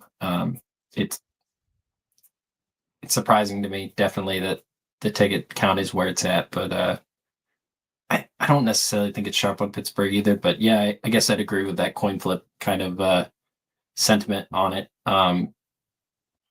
I'd really like to see Pittsburgh win the coin flip, go down, quick score touchdown, and be able to move on Cincinnati.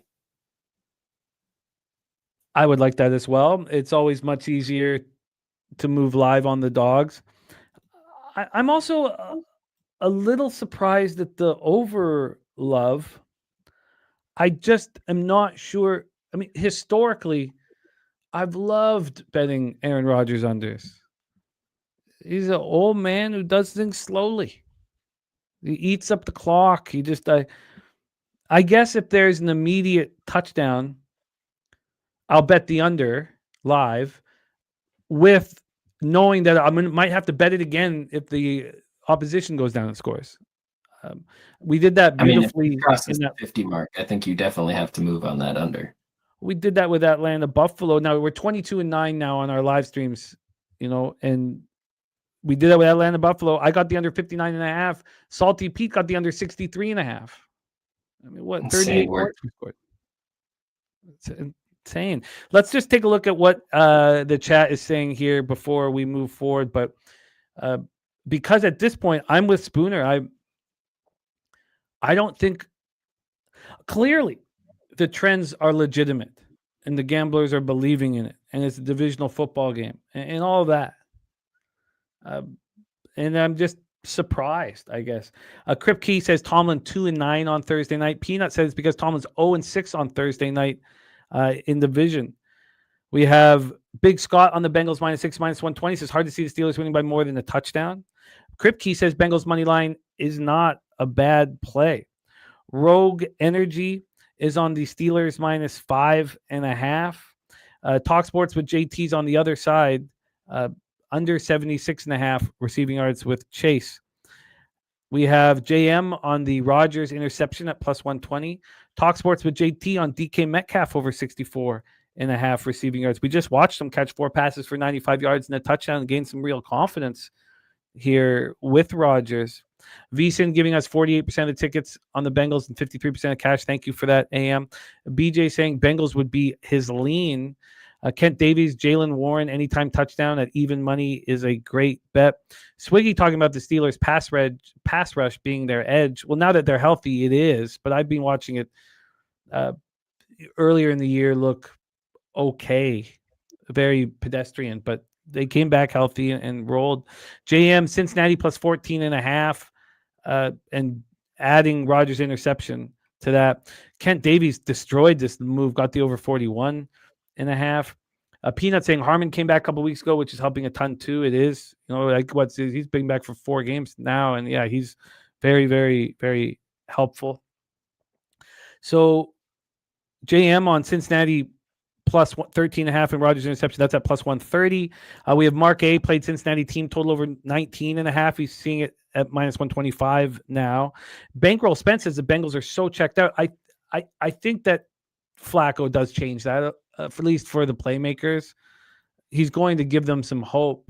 He's played against Tomlin. He knows how to mess with the Steelers. He's done it before. Godfather leaning to Cincinnati team total under 9.5 in the first half. BJ agrees with this over. Alec Dirks, I did reply. The total went over 44.5 about 10:45 this morning. So Justin McCovey says Steelers has not won a road division game on a Thursday in over 44 years. I don't know the time there, but JM says Pittsburgh +5.5. This is all AM on the Bengals +5.5, and we have Robert Franklin on Cincinnati +5.5. Are there any offshores that have 4.5s? I don't have my board that I use for offshore checking up right now, but I do see there's at least one public book with a 4.5 right now. Just curious if anybody sharper than them as well have that. It just seems like they'd be getting destroyed on that 4.5, and they're not. They've had it open now for an hour and a half or so. There's one sharp book at a 5 at a pick'em. There is an offshore that I don't think is sharp. I think it just kind of follows along. That is a 5, and the Bengals are at -115, and the Steelers are -105. But the rest are sitting at 5.5s. And of these books, the sharpest book to me of these offshores has the 5.5 for the Bengals at -115 and the -5.5 at -105. I've got to figure. Oh, we got 2 cents. 2 cents with his. And we've been watching him crush and crush and crush. Oh no, I know, Justin. I know it's funny. It's just there wasn't Thursday night football for 44 years. That's all. But it's still funny. I like it. There's nothing wrong with it.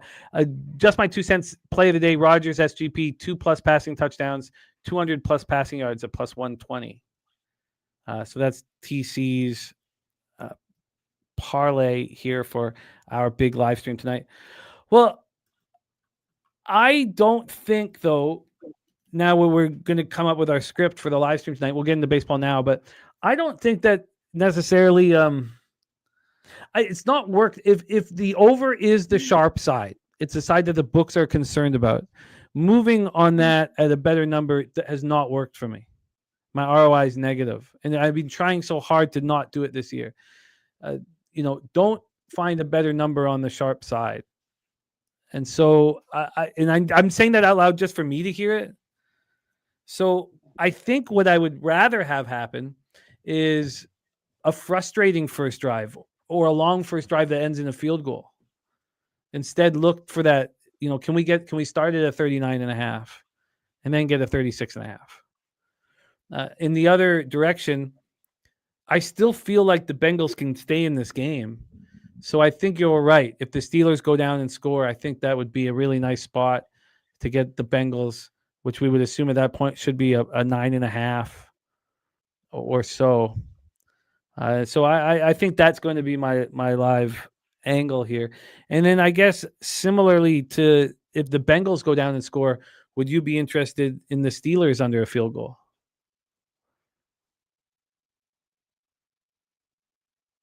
I'm not sure about that. I'd kind of like to see how that offense looks. We talk about just coming in and playing off 3 days of a playbook that really limits what the offense can do. An extra 7 days for an experienced vet that's known quite a few playbooks over the years. It's going to make a huge difference. I think there's a real possibility the Cincinnati's Bengal offense comes out and just looks unstoppable for a little bit. They just have so many weapons. They can get that run game going just a little bit, could create so many holes in that defense. So, God, Trey Hendrickson. I'm still considering that 5.5 right now. As the market continues to marinate, maybe I move on it before the game. Maybe I intentionally do a half unit there and do a half unit live kind of thing. But I think I can only move on the Bengals tonight. I do like what you're saying there, a slow start and try to get on the live over. It's just the way the market absolutely blew past that 43, that 44, started taking money on the under, continued to go up. Real indication that the over is live. But as of now, I'm just going to hold back and be disciplined, see what the live game gives us. And to answer the question, JW, about the Bengals pass rushes, it's been better than the eye test. But now you have Trey Hendrickson out, and he's been getting doubled all game.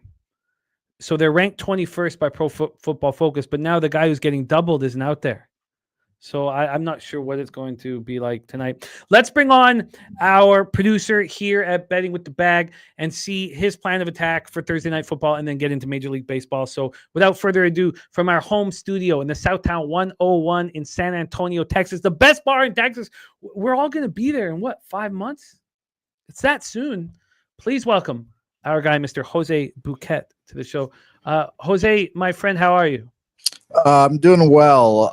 We can keep the football short. I have no plan. I didn't look at betting with Thursday Night Football game. Focused on baseball here today. Well, that will work for us. Good luck, everybody. That Flacco interception minus 171 is hilarious. It's a hilarious price. Rogue Energy looking at 170 minus 171, and Rogue Energy looking at 2 Flacco interceptions. Which is a fun bet to have. He throws the first one, you start pumping your fist, you have a chance. Luke's going to be pissed off when he hears that because he's not going to be able to get in live at like a decent price. He'll get in live at like minus 120. Jesus. All right. Well, that is the football game. A lot of action on either side, but mostly on the Cincinnati Bengals. And nothing and Bobano on the over 44. Troy on the +6, and Spooner and I were going in to attack it live. And I'm happy we discussed that, what's not been working for me live. Because, of course, I'm an under better, and I'm not used to a total being this high, in the AFC North. So the totals, so I'm thinking, if they score a touchdown, bet the under. But I know that I have a negative ROI on that angle. So I'm letting that go. I'm letting that go. Let's roll on to Major League Baseball here. We have 2 big games. Can the Brewers follow what the Blue Jays started? That's the question. And many believe that the answer is no. No. And New Yorker is pissed off about it. He is pissed off about it. He's a great guy. 2, do you even get plus money at 2 at that point? Like plus 110? I mean, fuck. Well, what is it, Rogue? What are you getting for the double? It's 2 crazy. interceptions. Talk Sports with JT getting us started here. He's on the under 7.5 -105. We also have stacks play today. Number one, Mookie Betts. There it is right there. Over 1.5 bases at +110. Let's get this all set up here. I'm going to pull up Swish very quickly. And, but Swish hasn't been rolling for me today. Again, Swish has been down. Has it been down for others? Yeah, it's down for majority of the playoffs. That's so strange. I was wondering. I looked at it the other day, and I was like, "Oh, I guess I just kept the page open too long." But no, it's not been rolling here. But we do have the daily stadium report, and this is an even spot for Dodger Stadium: 0% plus 10% homers, -5% doubles and triples, and -2% singles, which must mean that it's a warm night in LA. Let's just take a look at the weather in Los Angeles then, if we can't use this weather in Los Angeles. It's a warm night. It gets cold quick, but not tonight. So it'll be about 70 degrees at first pitch. It's going to be gorgeous. Wow. God, they're lucky. Let's set this one up. Brewers were an excellent road baseball team this year, but the Dodgers are dynamite, getting hot at the right time, and we're 52-29 at home. We have Jose Perez on the over, Mark A on the over, Justin McKelvey on the Dodgers -1.5 at +105.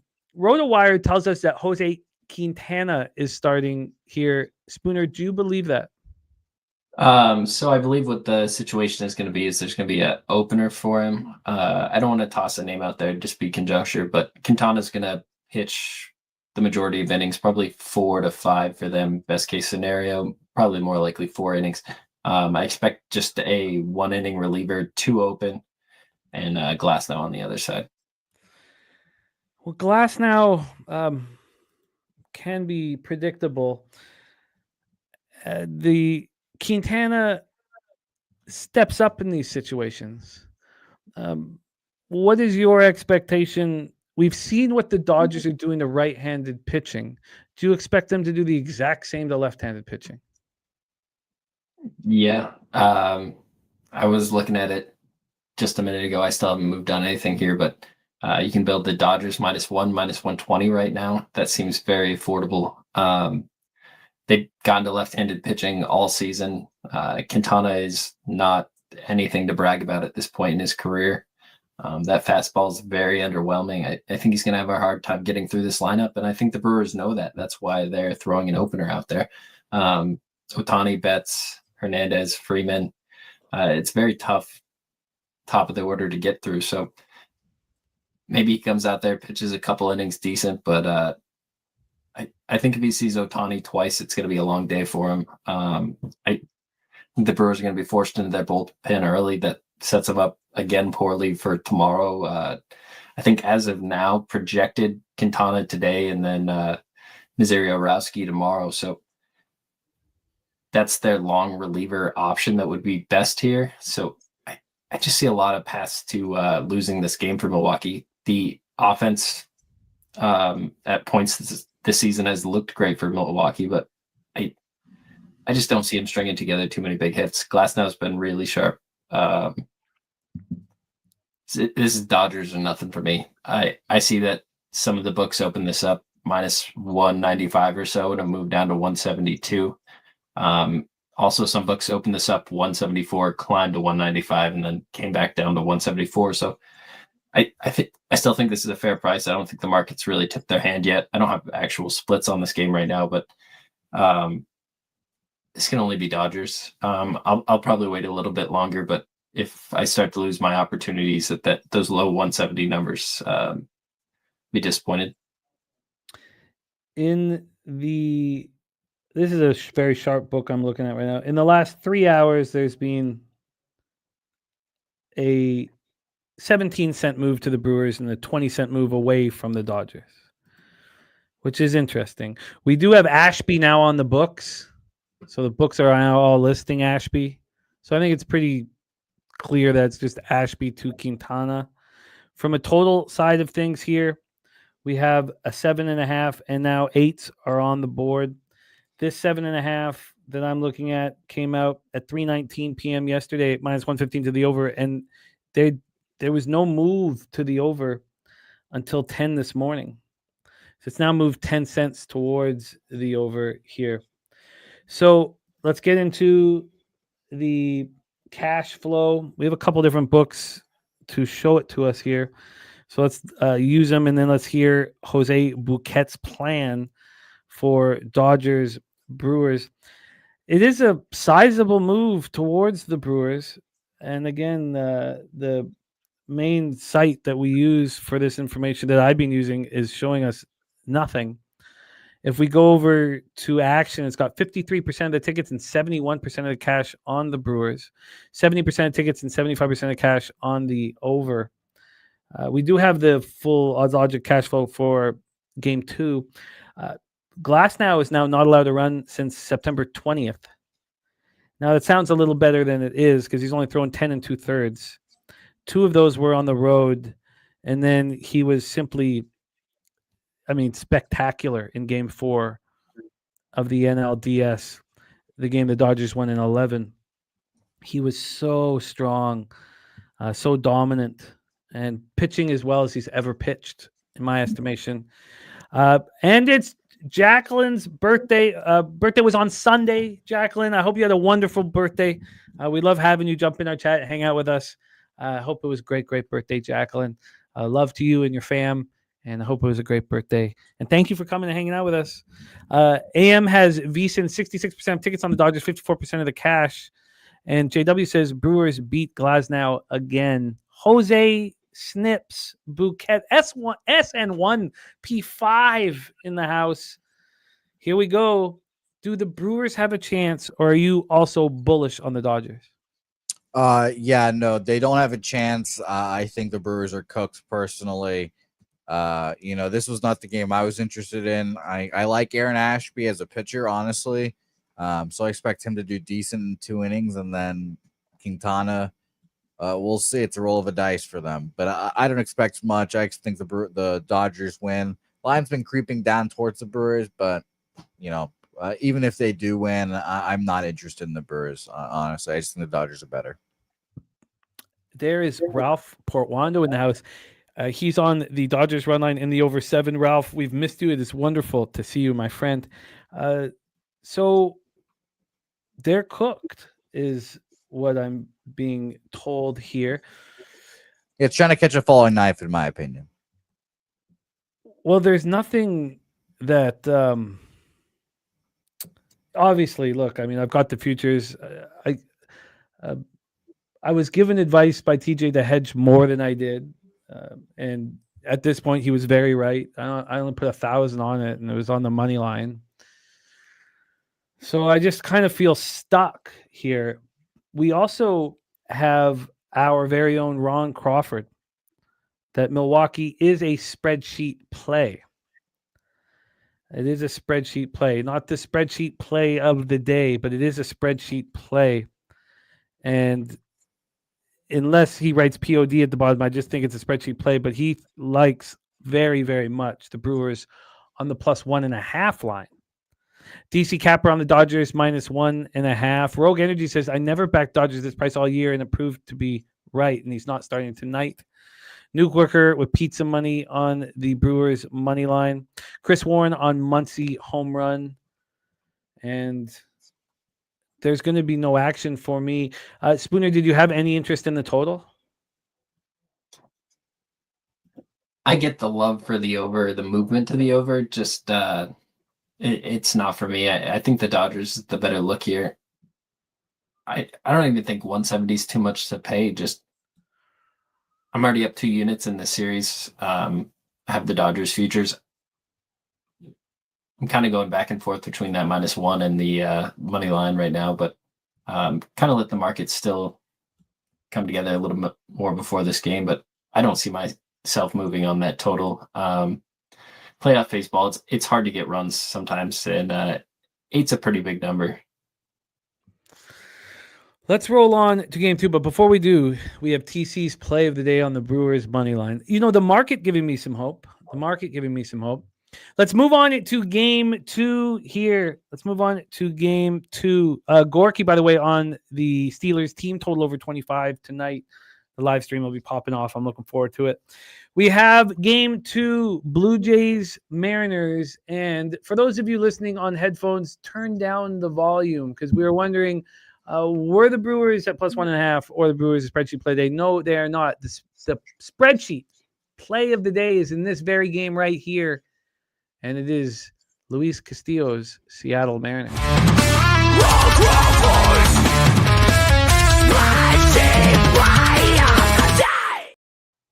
This total opened up at 7.5, -120 to the over. It's taken 10 cents of movement towards the under. And for the life of me, I don't know how anybody can have faith in 41-year-old Max Scherzer. This would be a tough spot for 32-year-old Max Scherzer. And if you were to say to me, Max Scherzer is going to shut them down 9 or 10 years ago, I would say, yeah, he could very well do that. It's so difficult for me to trust Max Scherzer here. I don't see how we possibly can, but the market is telling us he's going to shove here.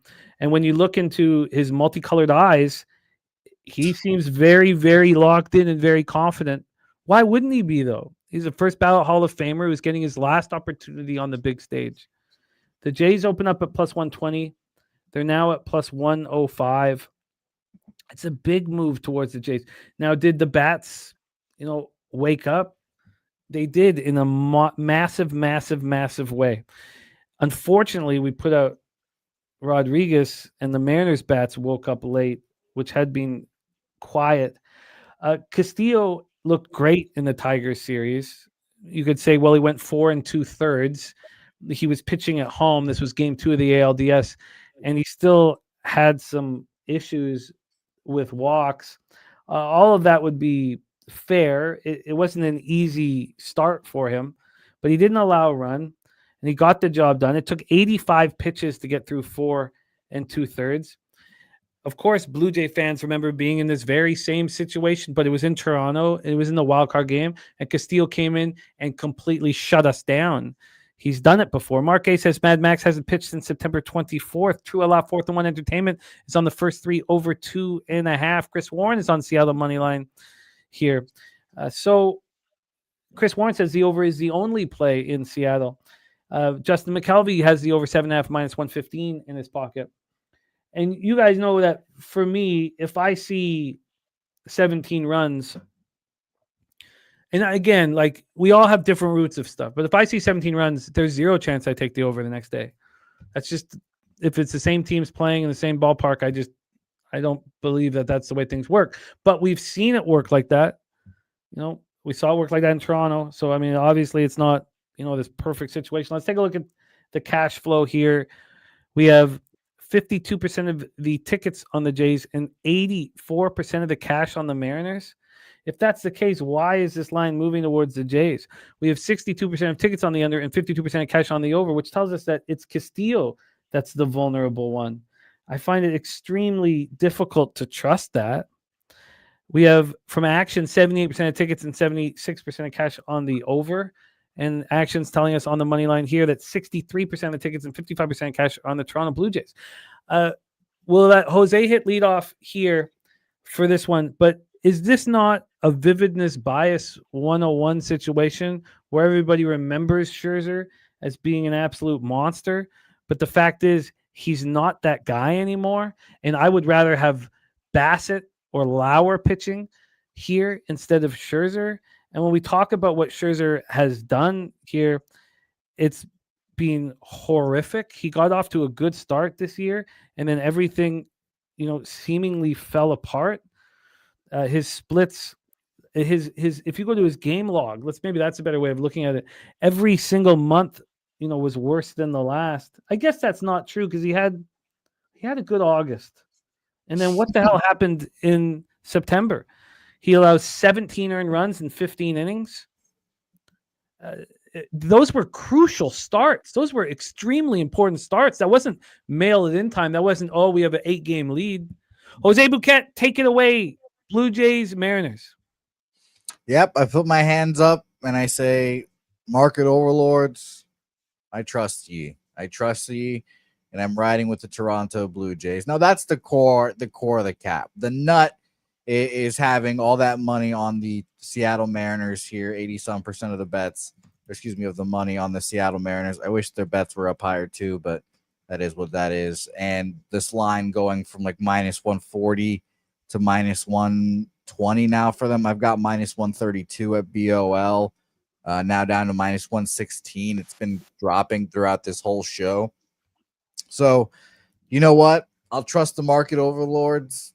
And I think, Jimmy, there's going to be some fairy tales in Shawshank today. I don't think the sisters are going to come for me tonight. I think they'll save my butthole for later. But I think Max Scherzer turns back the clock, and what could be his last start of his career. He goes out there, pitches 3 to 4 good innings, and I think the Toronto Blue Jays tie this series up. Now, I definitely thought, I was like, okay, if I think the Blue Jays are going to tie this game up, should I just bet them to win the series, plus 200-ish? Right now, I think plus 216 is what I saw. And then I just decided, you know what, I'll just get my money today and then worry about the series later. So Toronto Blue Jays, for me, full game money line. I bet them at plus 109. So just before we hear from Spooner, and I know Spooner's tough time, I will go quick, but is this predicated on Scherzer pitching well more than the Jays getting to Castillo? I do think Castillo is vulnerable. The market is saying that, but I do think Scherzer goes out there 3-4 innings, 1-2 earned runs, and then Castillo blows up, gives up 4-5. And yes, I expect an over by this. Yeah, would be that the math. Yeah. Spooner, my friend, game 4 of the ALCS. Blue Jays made it a series. Nothing more dangerous than a gambler with hope. What's your plan here? Ticket count's really interesting. You mentioned that all the cash currently is on Seattle, with 84% of the cash on Seattle. That wasn't true when the move happened. There was 79% of the cash on Toronto when the move happened. So a huge flip in the amount of cash there. Currently, there's been no reaction in the market with that. I think Jose's right that the line movement right now is indicating the Blue Jays are the live team. The way I capped this game top to bottom, it's Seattle Mariners. I realize that Castillo has had some issues this season, but he's pitched really well at home. I'm not that worried about this Blue Jays lineup. Springer, Vladdy, 2 great bats, but I think they're lacking something there in the middle, and that's Bo Bichette. Seattle on the other side, I mean, all the bats are there. They're swinging pretty well. They got 4 runs yesterday in the hardest park to score in Major League Baseball. I don't think it's a terrible output. Toronto had an outlier game. This is Seattle or nothing for me. The market may keep me off this if it moves anymore, but if it does move anymore and I get close to a pick 'em with Seattle, I might also be forced to just move that way. I haven't been able to move yet, but I just don't understand that giant flip with the cash splits and no reaction yet, because it takes a lot of money to move it that fast. I have to bet the Mariners first 3 and first 5. I'm not going to let a romance with baseball make me believe that old Scherzer with his one blue eye and his one brown eye, or first ballot Hall of Famer, is just going to come out there and turn back the clock. I don't believe life works like that. So the thing that I'm trying to figure out, though, is should I just be focusing on the Mariners to score first? Because my first thought was an over. First 3, first 5 free. Well, obviously first 5, I guess. You don't really bet first 3s, right? Oh, I don't bet first 5s. Yeah, first 5 or first Unders. 5 and first 3 over. Yeah, Yeah, I bet overs. I just don't bet first 5 unders. I mean, I can't. I just find it just so difficult to believe. I'm sitting here. Why would we have any faith in Scherzer here? a lot of rest. I mean, when's the last time he pitched, right? It could go work against him, obviously, but he has not pitched in the playoffs, I believe. Trying to think back until last time I saw him pitch. So that's a lot of rest for the old man will help him, but again, they could go backfire, obviously. I mean, last time maybe he pitches is September 24th. Schneider's only pitching him because he's scared of him. I'm serious. They're scared of him. Yeah, where's Chris Bassett? Is he not on the roster? I was surprised he was getting a start too, honestly. He has a hell of a postseason record. You can say that. But I too was surprised that, pound for pound better pitcher this year is Chris Bassett. Justin, it's a good question. It's a good question, Justin. It's a question that's so good I will copy and paste it. No, I'm not fading. I'm not fading his eyes. And which eye would you rather fade, the black eye or the blue eye? Oh, that'll get me into trouble. Okay, fair enough. Not his brown eye. We're not talking brown eyes. I don't. So let me ask you this, Spooner, and I know you got to go. So this will be the last question. If you were to fade Scherzer here, would you fade him with the Mariners first 3? It's very expensive, -140.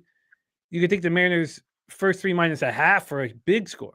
Would you take the Mariners to score first because the Blue Jays could ruin that in the first inning? Or would you take the Mariners first 5? If you were saying I have to fade Max Scherzer, there are no fairy tales in Shawshank. Which bet would you place? I think if you want to fade Max Scherzer, you take the Seattle Mariners team total over first 5 or the Seattle Mariners team total over full game. I think if you play any spot that makes Seattle have to be up or tied, you're looking at bringing in Luis Castillo into that equation. I think what the market is telling us here is that Castillo can get hit by the Blue Jays, or at least some people believe that. And it makes sense to me. Blue Jays went off yesterday. Castillo's definitely had times in his career where he's looked closer to a gas can than an ace, but I just don't see that in the cards tomorrow. This is why they signed Luis Castillo right here, right now. Like, we talk about the mental situations coming back home with 2-0 leads. Dodgers not having a lot of pressure on, like, a team that's done it before. And you guys mentioned that Seattle did have some pressure because they've never gone to the World Series. And this gives all the guys on this Seattle roster an opportunity to play hero here in the city for the rest of forever. I mean, I think they have more than the roster capabilities of doing this. They get to pitch another ace out there tomorrow on the mound. I just think Seattle finds a way to win this series, but not really comfortable fading the market. I don't know if the playoff market's the same as the regular season market, but it's never a good idea to do that. He got touched in both starts by the Jays this year, both at home and on the road. And then how far do we go back for that wild card game? I guess I thought it was 2022. The hell's happened to my life? 7 1/3, 6 hits, no one runs. He came in and destroyed us. Was that the one where he was on the Reds? No. That was the Guardians. That was on the Mariners. It was wild card, Mariners, Jays, and he came in and just destroyed us. Man, that's funny. Where is my life gone? Londo, I don't see really how he says I'm in a great spot to hedge on the Dodgers big and make a lot of money. If the Brewers, I don't see how that works, Londo. That when you're dealing with the very big favorite, I mean, certainly you can't bet the Dodgers to win the series, I could just, They're like minus 170 right now. yeah, I mean, you could make a big bet on Game 3, but I already look. I'm in a fine spot. Obviously, it's not as fine, but if I was to put another $1,000 on the Dodgers, let's say in Game 3, the Brewers win Game 3. Well, I just lost my hedge from Game 1, and I'm back where I started, and the risk reward's not there. Bono. I don't agree. The opportunity to hedge with a big favorite is difficult. It puts you in a tough situation. So official action here, Jose. You have the Blue Jays at what number? Plus 109. And Spooner, you have nothing in this one at this point. Unfortunately, I've never come on the show and not given out an official play, but market's really kind of tricky today, keeping me off some of my initial lanes. But yeah. I imagine by the time first pitch kickoff happens, I'll be close to some bets. I really like Cincinnati live. I think that's going to be my biggest position tonight. If we can get past that 10 number, going to want it. No, there's nothing wrong with that. Again, this is about information and watching how a capper handles said information. So, Londo, the reason why I say that is because I've screwed it up. I've screwed it up in my past. I screwed it up majorly one year before I went down to Costa Rica, and so I've messed it up in this type of situation before. That's why I was so hesitant, and so I'll take the cash from Game 1, and then I still haven't been paid out for the division, but I got to get Spooner out of here. Back to work. Spooner, thank you so much for your time. Thank you for rocking with us. You've been so much fun to cap with all year. Hopefully we can see you on the live stream tonight. I will reach out, my friend. Are you starring on the Sauce Network this evening? Yes, we're going to be breaking down tomorrow's baseball games and be joining you Sunday again, I believe, for NFL. It's exciting what you guys are doing up at the top. So I will be in touch, my friend. Spooner, go out there and get that cash. I'm going to pop Spooner's X handle here in the chat. Please support our friend Morgan Spooner. And thank you for all that you do for us, my man. Good luck today, guys. Get that cash. There he is, Morgan Spooner in the house. Get this all copied and pasted here. Okay, it is time to move on to college football. Jose Bouquett. It was I think it was such an interesting situation last night. And I lost my bet. And I shouldn't have.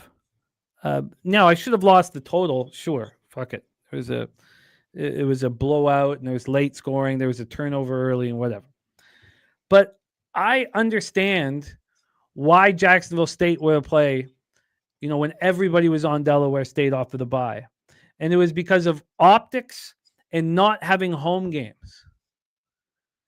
And we saw them, barely get past the very worst team in all of college football on the road.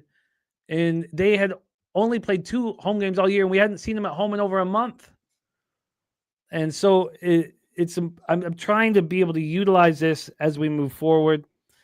And then I just personally, when I take a massive dog like Sam Houston State and we cash the over and we cash the spread, and then people want to join you next week, it makes me uncomfortable. We understood why Jacksonville State couldn't destroy Sam Houston last week, and it was all because they're a running-based football team, and UTEP was in a transition. Now, we didn't understand what the hell was happening with Malachi Nelson. I'm very happy I stayed off of that game because I was like, is Malachi Nelson being in? I was trying to research it nonstop, and he wasn't in, and Locklear looked great because it was his second game in, and so these angles that we are discussing, I know that we are going to succeed as we utilize them moving forward, and we must recognize sort of what happened in the game. So nice job, Rogue,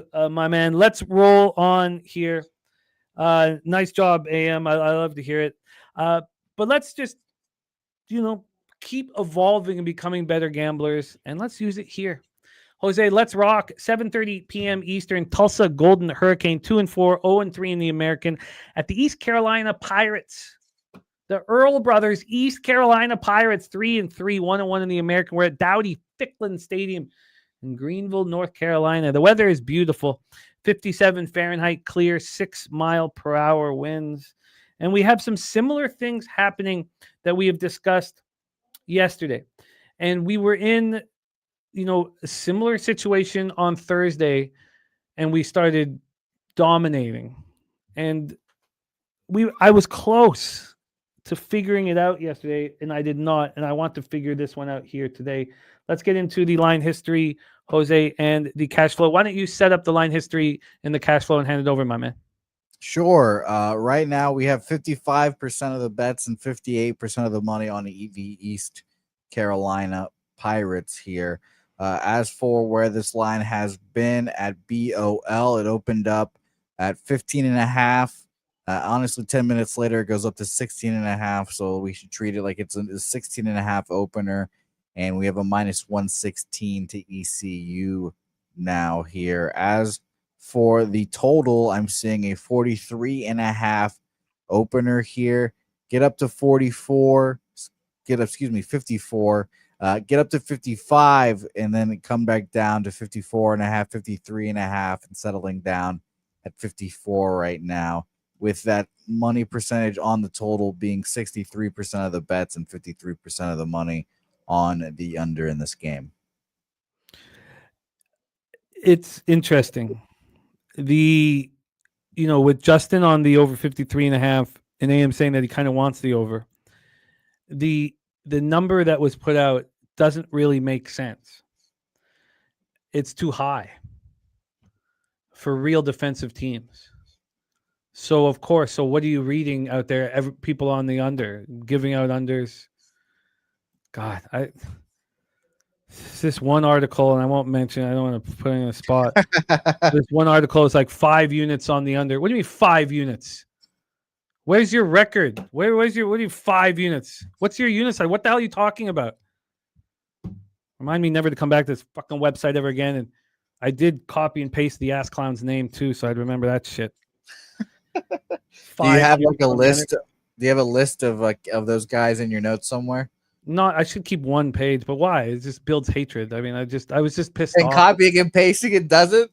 No. 5 units. He had 5 units on the under, and he had 5 units on. I won't get it, but I mean, what are you talking about? You 10 units here? Like what? It's just so irresponsible. That shit is just it bothers me. Now his unit size is probably $5, right? So he's probably putting $25 on it. But it's ignorant, it's irresponsible, it's bad. I don't know. Where are the editors to say who is this fucking guy and cut him? So thank you, Isaiah. I try not to be, but obviously this industry has made me much, much angrier of a person. When I first was in it, when I first came down to Costa Rica 9.5 years ago, I was very pleasant and happy, and a real darkness has come inside of me over the last 10 years, gambling every day. Let's roll. 57 Fahrenheit, clear, 6-mile-per-hour winds. We have Tulsa coming in off their bye week. They were last seen suffering their second straight loss, 45-7 at Memphis, as 21.5-point dogs. It's a really important game to discuss. It's really helpful because it was 14-7 Memphis late in the second quarter. They had a couple bad turnovers. They lose the turnover battle 4-2. And so what does Trey Lamb do? He announces earlier in the week, obviously it was planned with the bye week coming, that Baylor Hayes will get the start against ECU and will be the starting quarterback for the rest of the year. And Trey Lamb loves this kid. All of the articles coming out about what Trey Lamb thinks of Baylor Hayes, he's like, this guy's a bulldog. This guy will go get it. This guy has confidence. He's a leader of men. Everybody wants to listen to him. He handles the huddle. So we have Hayes coming. Look, he's not looked great. He's a freshman. He's a kid. He's made 4 appearances this season. He was, big part of that win over Oklahoma State. He has 4 touchdowns and 3 interceptions, but he has had time to put this together.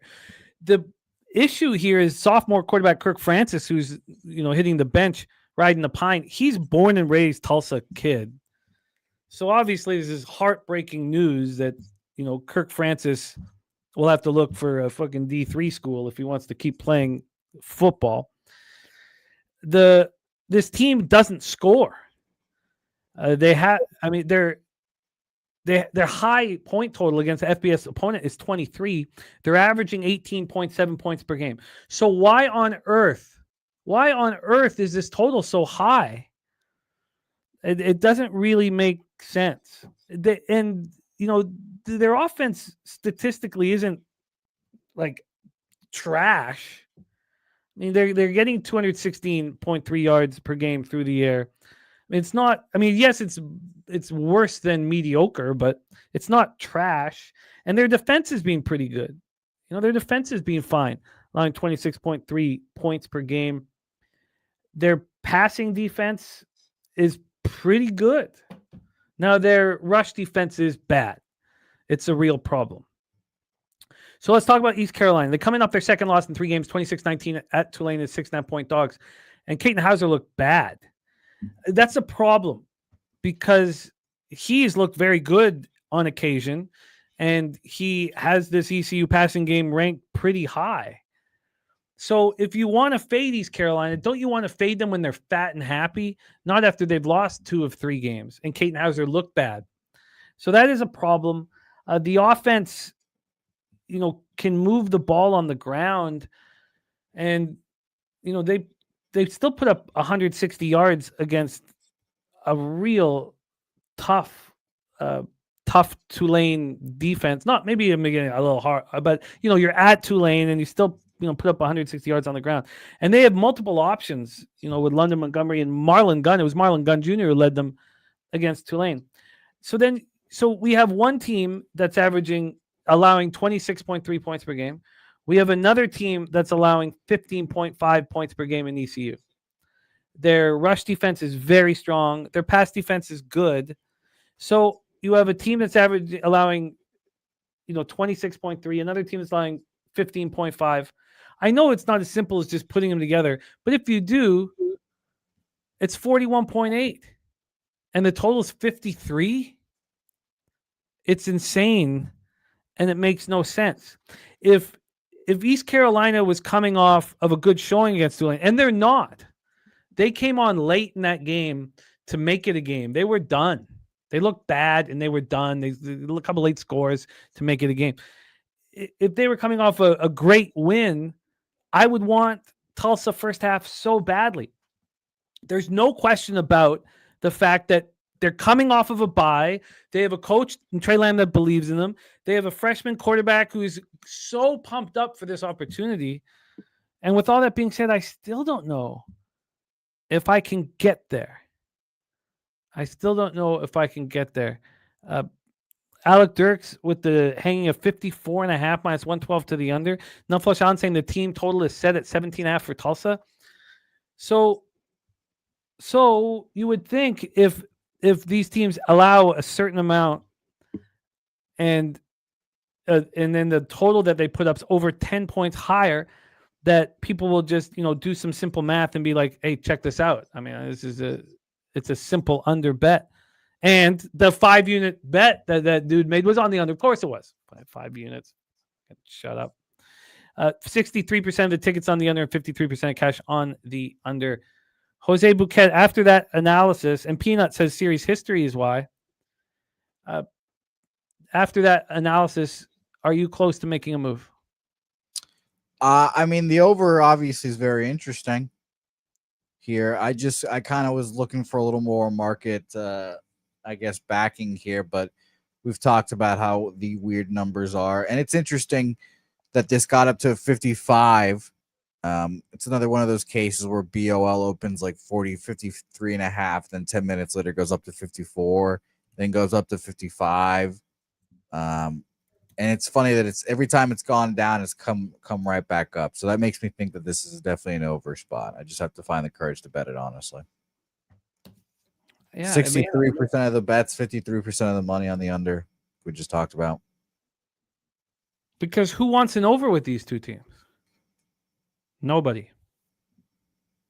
So it has to be out an of over. curiosity, does the other website also have just all the money on the over like it typically does? I mean, Yeah. it's not really going to affect me making the move on this over, and I think I am. But I'm just curious to see, like, if there's, if it's 50-50 on that website, then that means obviously there's some under bets being had there. It's has 41% of the tickets on the over. Because who in their right mind would bet an over with these two teams? So we have to bet the over. What number are you getting? I'm getting 54 flat. Yeah. Okay. I'll move on that as well here. I will too. And by the way, do you want me? I guess it kind of has to be tomorrow. Tomorrow, I'll send you, or I guess tonight, I'll send you some college games bets that I'm interested in moving on. Absolutely, yes. Yeah. Yeah, we still have to figure out all this stuff, obviously. Can you send it to me? Can you try? You don't have to, but if you could send it to me before the live stream started, so that I, because that'll be easy. I will probably put. I mean, this is what we did last week. I will probably put more games than I intend on moving on, so we can at least talk them out again, and we'll pick the wheat from the chaff and all that stuff, whatever the fuck that means. This becomes such an interesting game. If this all works out, if we cash this comfortably, it's just be very interesting. Yeah. Well, I mean, our third eye is slowly but surely opening. Yeah, I don't know what to tell them.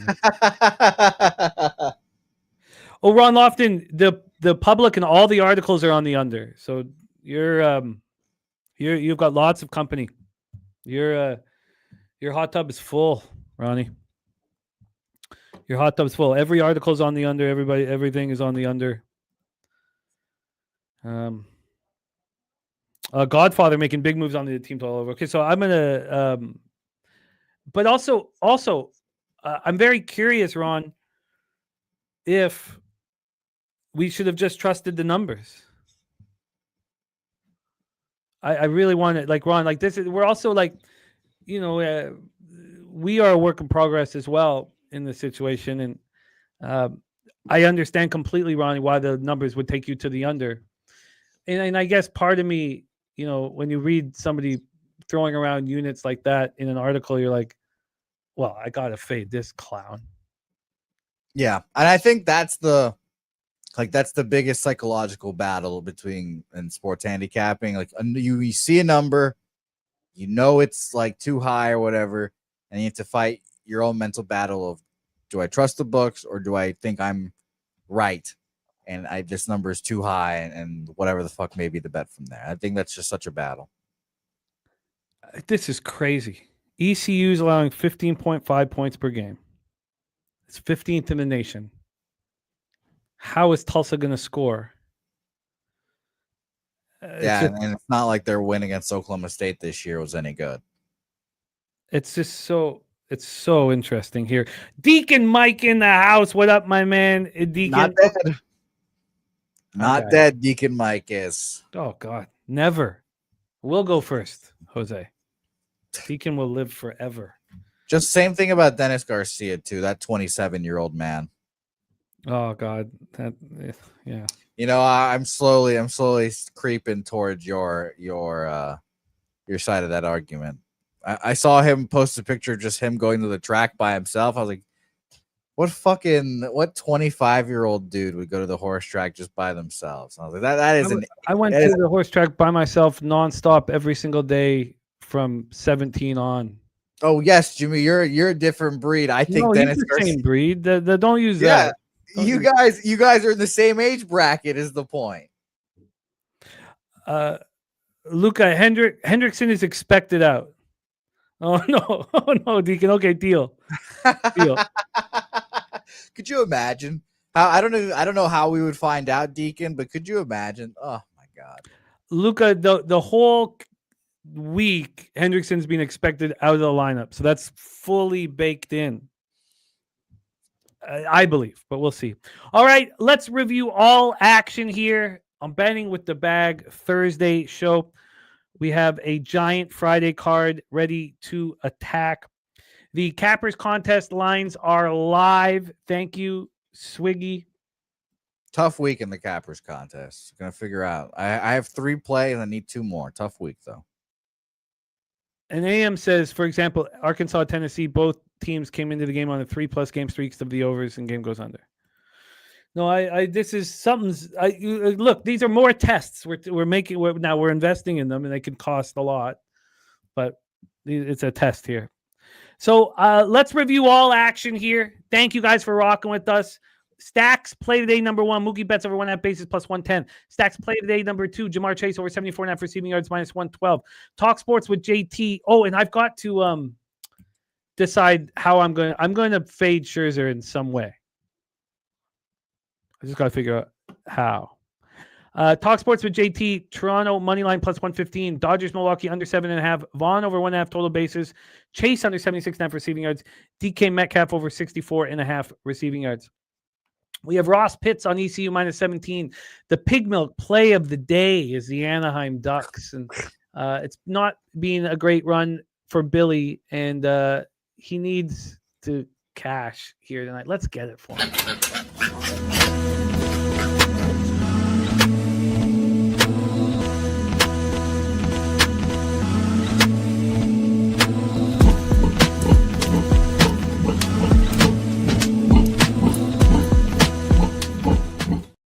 Rogue Energy says Tulsa taking a shot. They're going to hang around. You know our guy Man Bear Pig. You know what he's going to do. He's on Tulsa money line.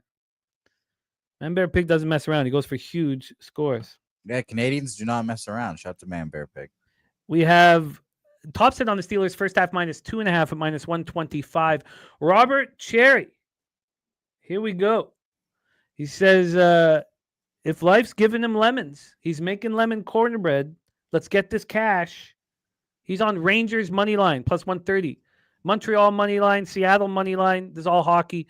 Devils money line, Winnipeg money line, Colorado money line, Edmonton money line, Dallas, Carolina, and Vegas together on a 3-team money line spot. Can't stop AC 357 is on the over 44.5 and the Bengals. 9 legacies on the Habs money line, Vegas first period over 1.5. And first period over 1.5. Team total and Kings first period. Oh, sorry. Okay, sorry. First period over 1.5 in the Knights game. The over 1.5 in the Kings game first period. Am I reading this wrong? But the play today's Habs money line. Kent Davies got the over 41.5 early for tonight's Thursday nighter. Peanut is on the Avs minus 0.5 at plus 100. Oilers minus 1 plus 130. Jets minus 1 plus 165. Stars minus 1 plus 115. Kraken money line plus 125. Avs team total over 3.5 plus 100. Oilers team total over 3.5 plus 108. And he parlayed the Leafs with the Avs. Occupancies on the Rangers team total over 2.5. Robert Cherry is also on AR 12, 250 passing yards. Warren anytime touchdown, and DK Metcalf 60+ yards and 5+ receptions. AM is on the Rangers money line. Aditya Day says the Bengals will win. Woo Rizza on the Rangers team total over. Rogue Energy on the Ducks money line. Rangers money line. Panthers money line. And 40 Kid has the Steelers Oilers money line parlay. Bobano is on the Rangers plus 125. I'm still looking at that over. It's just a heavy move towards the under. I think it might be too much. I'm on Montreal minus 1 at plus 110 and the over 5.5 minus 123. Bobano's on the over 5.5 at minus 125. Bobano's on the over 5.5 in Kraken Senators. I'm on the Devils minus 1. Bobano stayed off that spot. I'm moving on the Flyers money line and I'm moving on the Avs minus 1. Bobano, by the way, in this one, he is on the triple up on the over in Avalanche Columbus. First period over 1.5, full game over 6, and team total over 2.5 for the Columbus Blue Jackets. I'm on Edmonton minus 1 and the under 6. This is the only spot where Bobano and I are going heads up. He's on the over 5.5. I'm on the under 6. I'm on Dallas minus 1. Bobano's on the over 5.5 in Canucks Dallas. Then, did I blow through his CFL? I must have. Sorry, I'll go over it, Gorky. Oh no, it's coming up. That's why. Sorry. Okay. Boston first period plus 150 for me, and I'm on the under 6 minus 107. Sort of going against Bobano. He's on the first period over 1.5 in Vegas. Team total over 3.5 minus 114. Bobano's on the over 6 in Carolina Anaheim. He's on the Penguins plus 180 and over 5.5 minus 125. I may have some interest in the Kings. I just want to see the line be affected by the goalie announcement with Forsberg in, and I want to find out if Kopitar is in the lineup.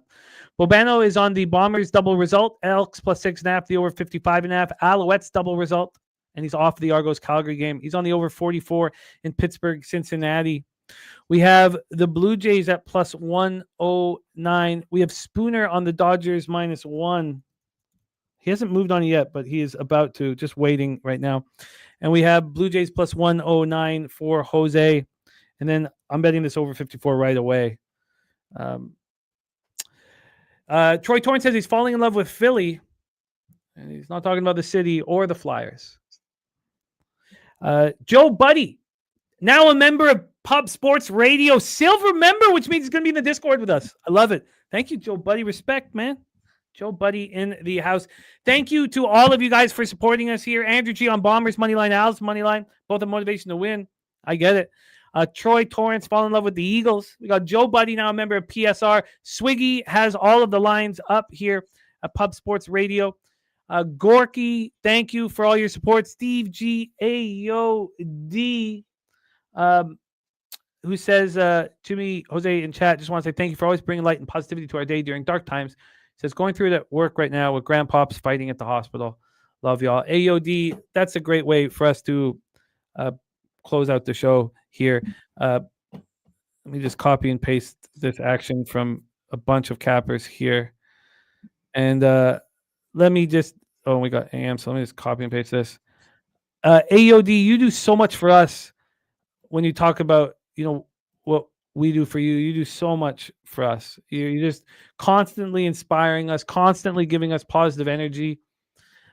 Your grandpa must be a great guy because he's got your blood, your bloodline, and who you are, and all the positivity. If this is the positivity you bring to our workplace and to our capping, I can only imagine the positivity that you bring to life and the positivity that your grandfather's also brought in. So if we could all just take a second and give some positive energy to AOD, whose grandfather is fighting in the hospital right now, thinking about your grandfather, AOD, and sending as much healing energy and positive love and life to your grandfather. And thank you, AOD, for all that you do for us. So, Jose, I'm sure you want to say something about AOD, and let's put a bow on the show. We don't need to do a big leche. Let's just send the positive vibes out to our friend AOD's grandfather.